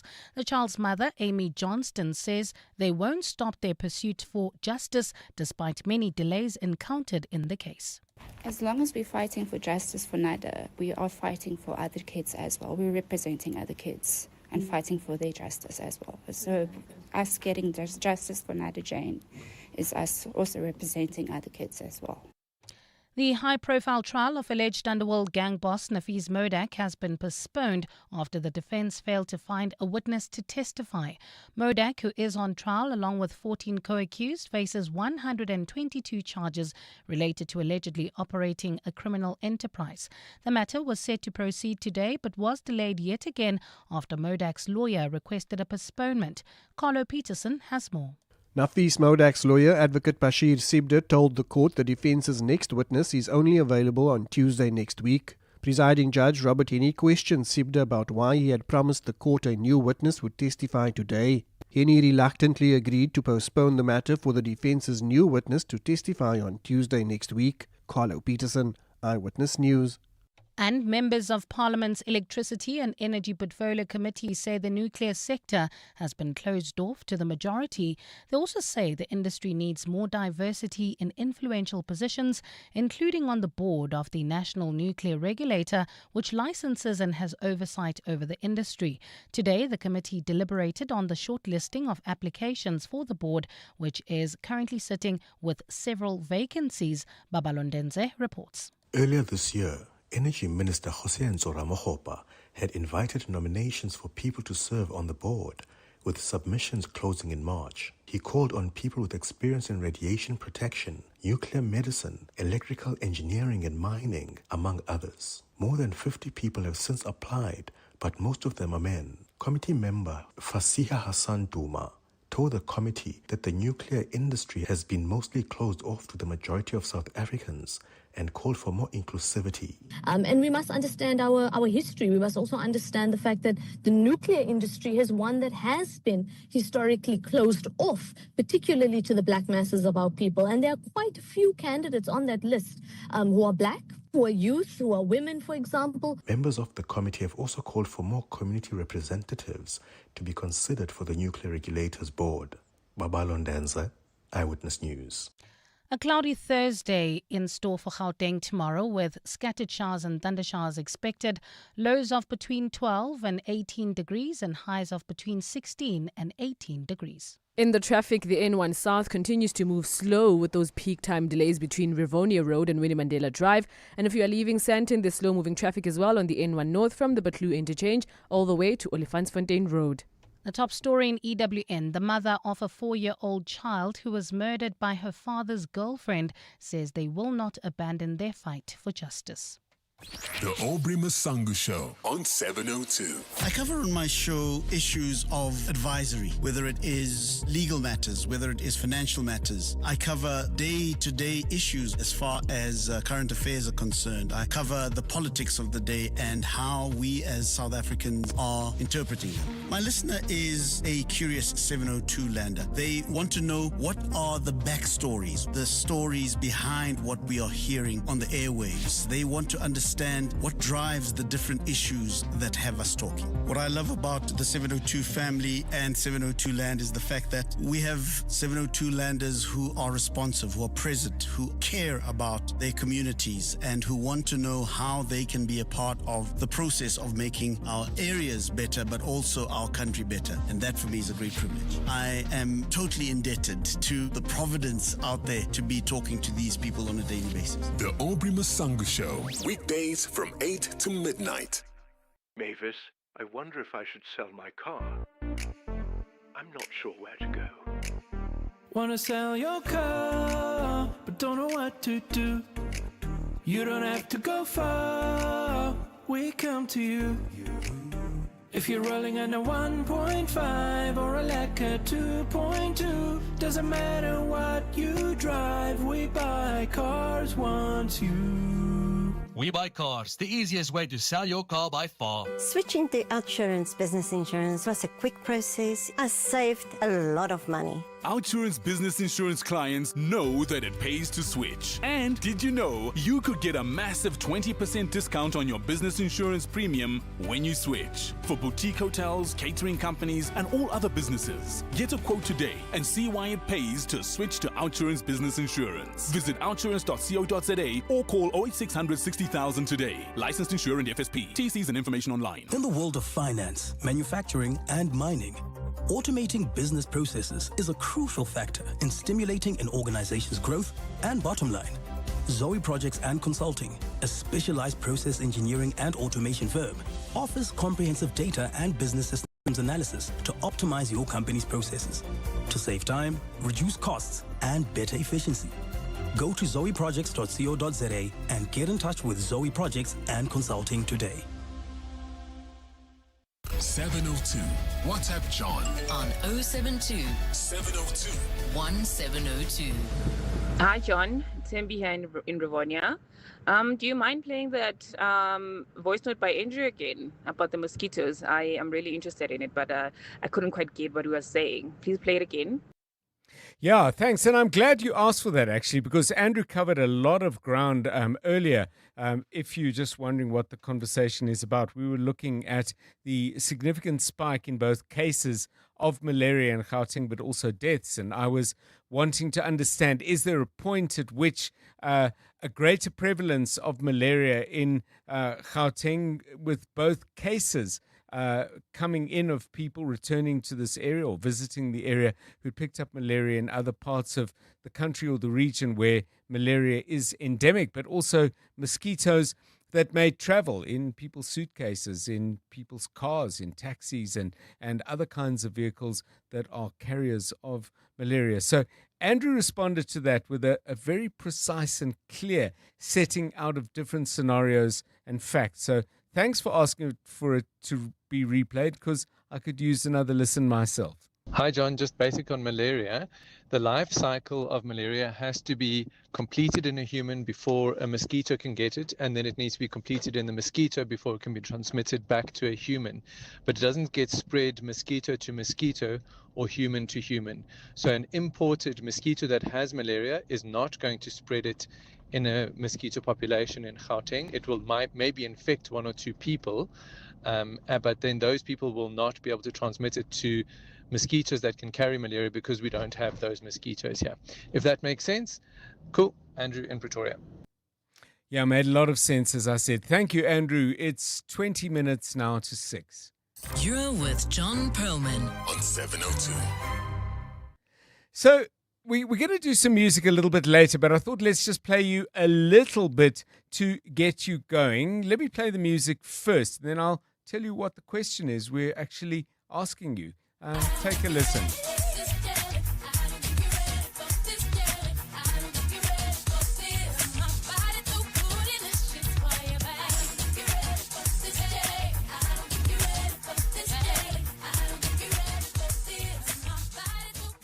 Okay, so that was Destiny's Child, and we, of course, know what happened to the different members of Destiny's Child and what they went on to do. But we got into that because we were talking about a little bit earlier about the many configurations of musical groups, and you get quartets, foursomes.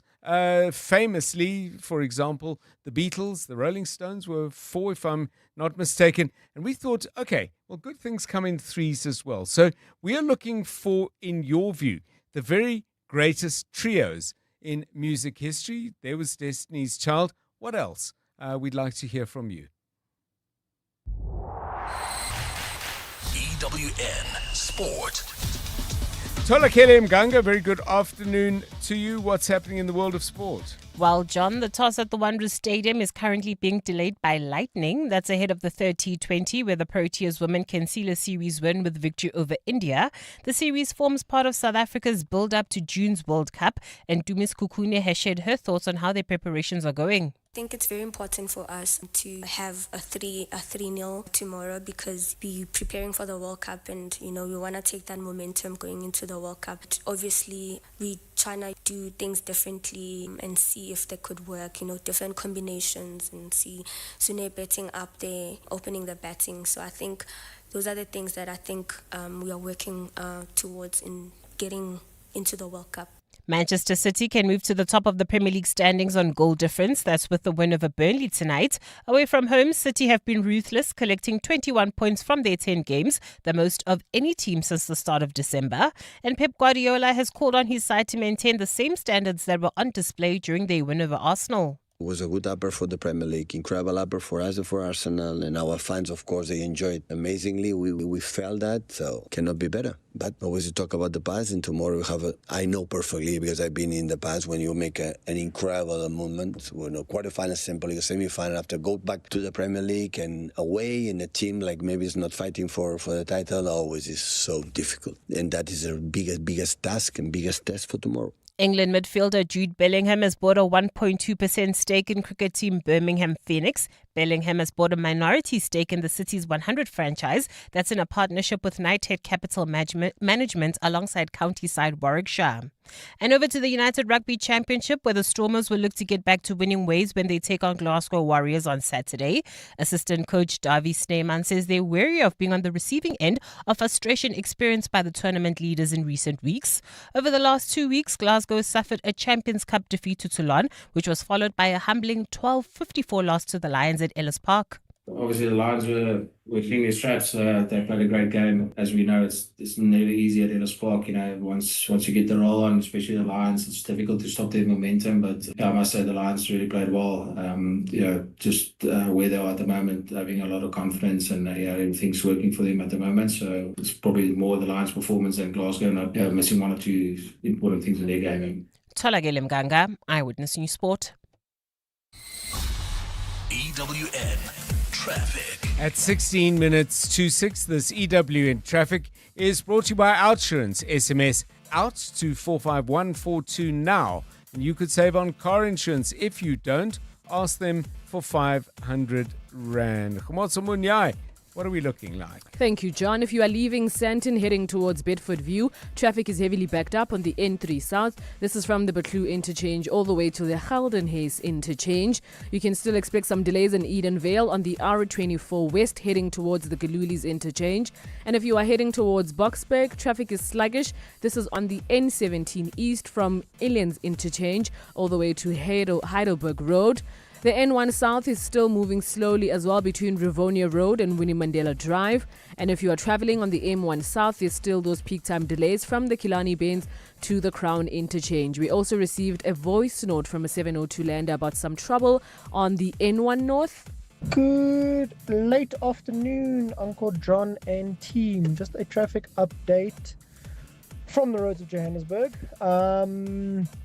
14th Avenue getting off the N1 southbound or / getting onto the N1 southbound. By 14th Avenue there is a truck in the intersection that almost looks like it has jackknifed, which is then causing trouble on the N1 northbound 14th Avenue off-ramp as well.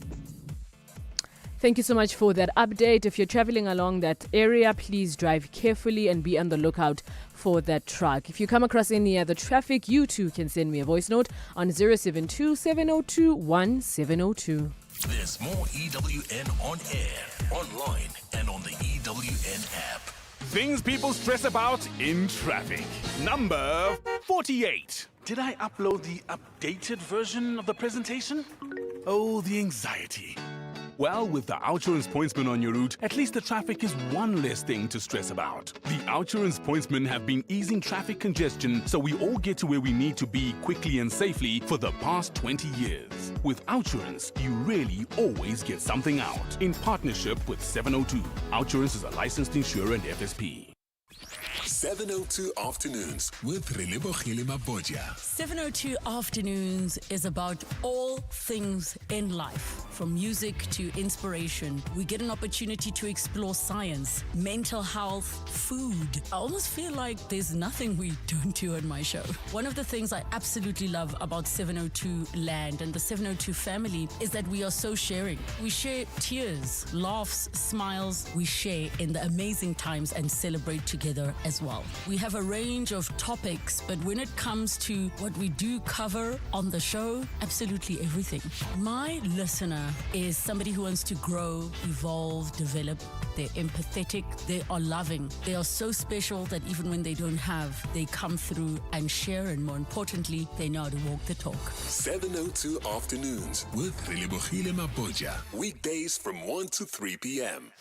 John is on X. At John Perlman.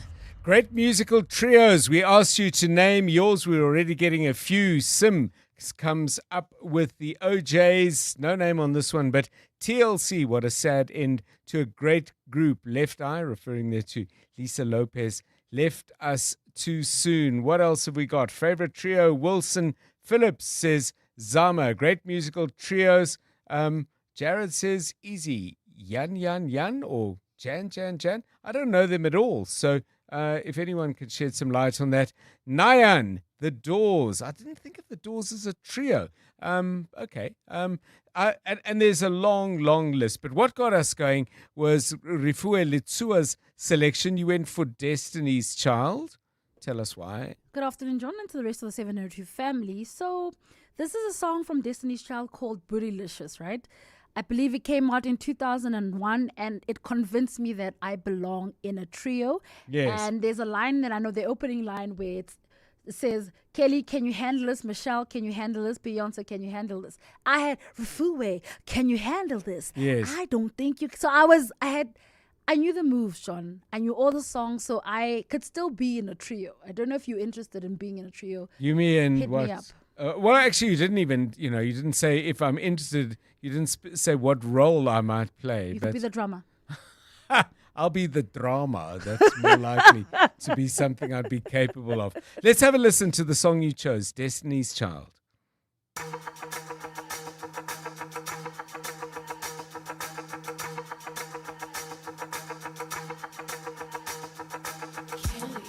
you handle this? Michelle, can you handle this?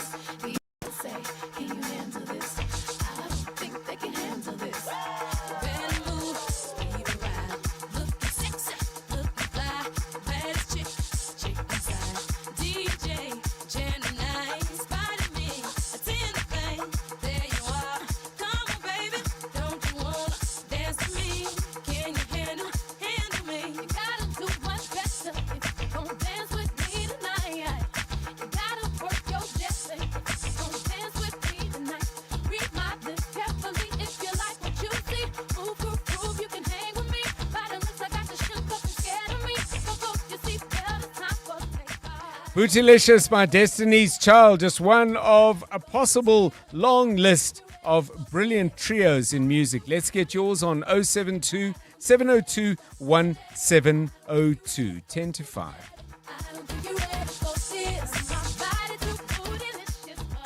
Weekend Breakfast with Googs Mshungu. 702 Weekend Breakfast is about switching gears after what's usually a very busy week. We keep you informed, we keep you on trend, what's happening, what's new, what's delicious, what's fascinating, and keep you company as you rest at the end of the week.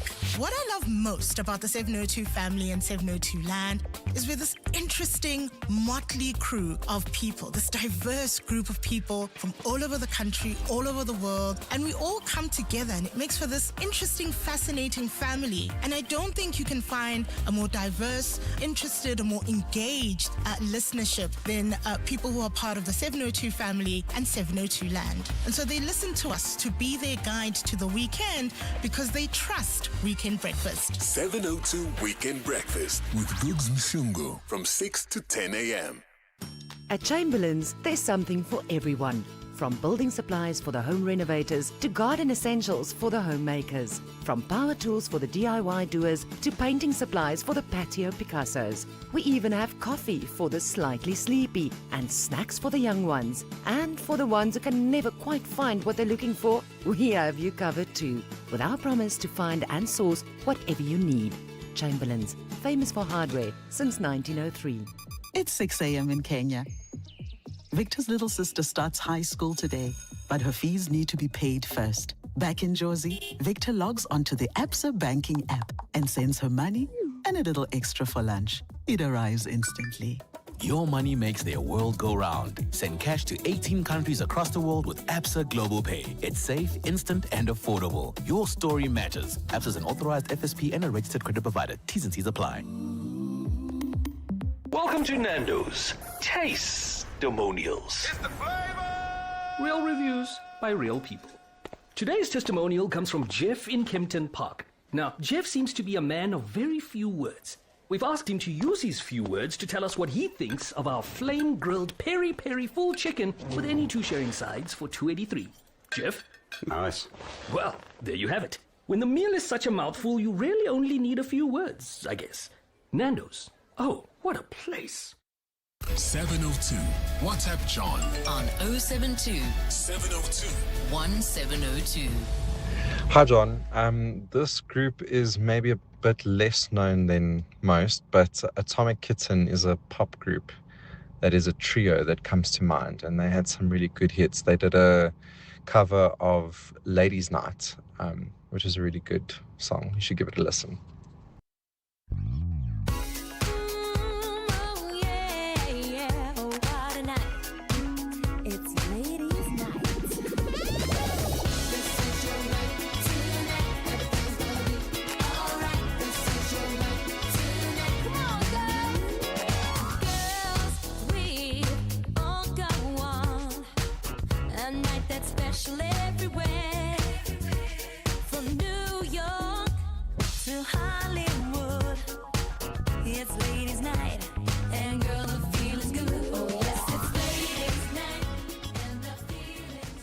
Ladies' Night, the original by Kool and the Gang. That by a trio there, Atomic Kitten. Thank you for that. Best trios, the band, the song. Give us your suggestions. Please, couple of people coming in with a few. The Pointer Sisters. The Doors, by the way, 4 of them.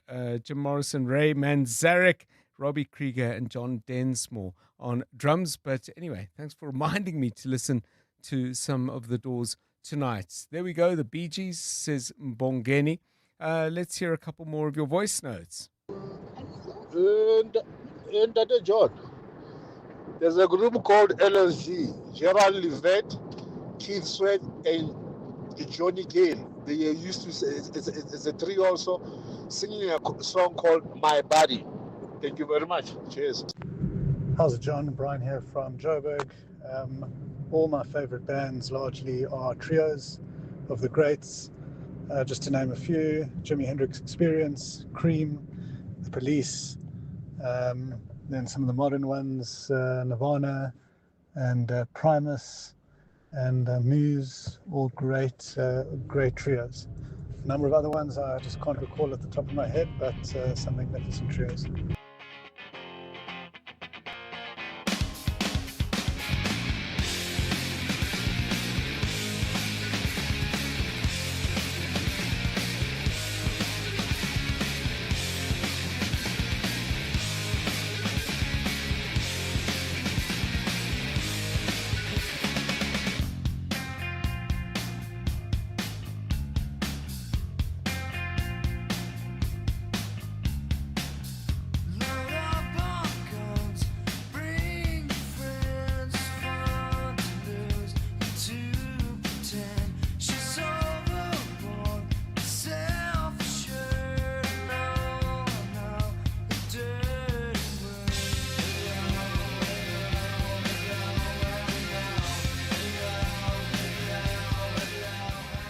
Nirvana from 1991, Smells Like Teen Spirit.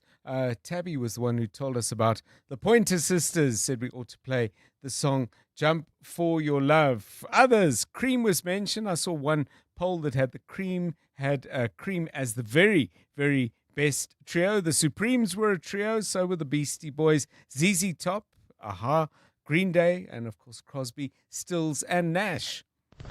Hi guys, thank you for the good show. This is Lalia from Randburg. We're talking about music trios. One of the best is definitely Bee Gees.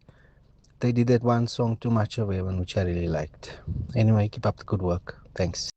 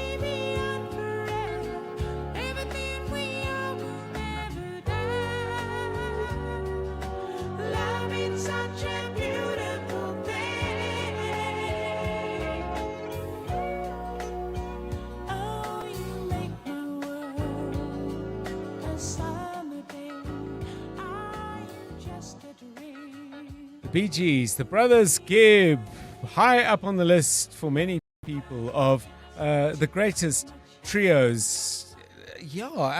And it's interesting. I never really thought about that. I liked the voice note earlier saying, some of my favorite artists have been trios. And I've never thought, well, my favorite artists, are they bigger bands? Are they soloists? Are they bands of four? Very interesting. Black Eyed Peas, says Madeleine, after Fergie left the Vida Loca mix. One more. Hey, Tata John. Remember the Fugees, the rap group Fugees, Killing Me Softly, by Lauryn Hill, I think, and Praz and Wyclef Jean. Loti here from Timbisa. Great show. Strumming my pain with his fingers, singing my life with his words, killing me softly with his song, killing me softly with his song, telling my whole life with his words, killing me softly with his song.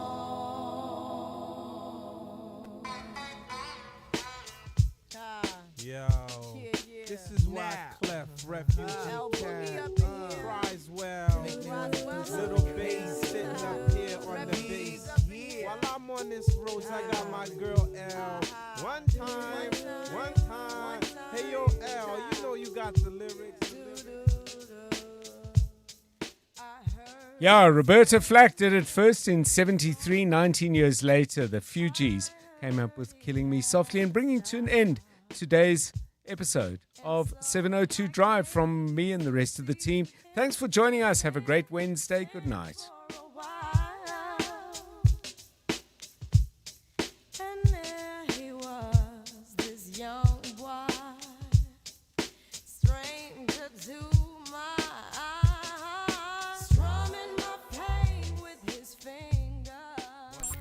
And now, The Money Show. With Stephen Grootes, live on 92.7 and 106 FM. Streaming on the Prime Media Plus app. And DSTV channel 856. The Money Show with Stephen Grootes is brought to you by Absa Corporate and Investment Banking, engineered for how Africa trades. That's how invested Absa is in your story. Good evening. On your special Money Show tonight, we're live this evening from the big Corporates That Care event in the Cape Town City Bowl. You'll hear from the person who brings all the big sports events to Cape Town and South Africa tonight, the Cape Opera. They'll tell you how they uplift the hearts and souls of communities wherever they go. The head of the Two Oceans Aquarium will tell you what dolphins, penguins, and I suppose people are like to manage. The CEO at the Cape Town Convention Centre on this year's conference season, and from 7:30 tonight, the only person I've ever met who has a gaming MBA from the University of Nevada. All of that to come, but first,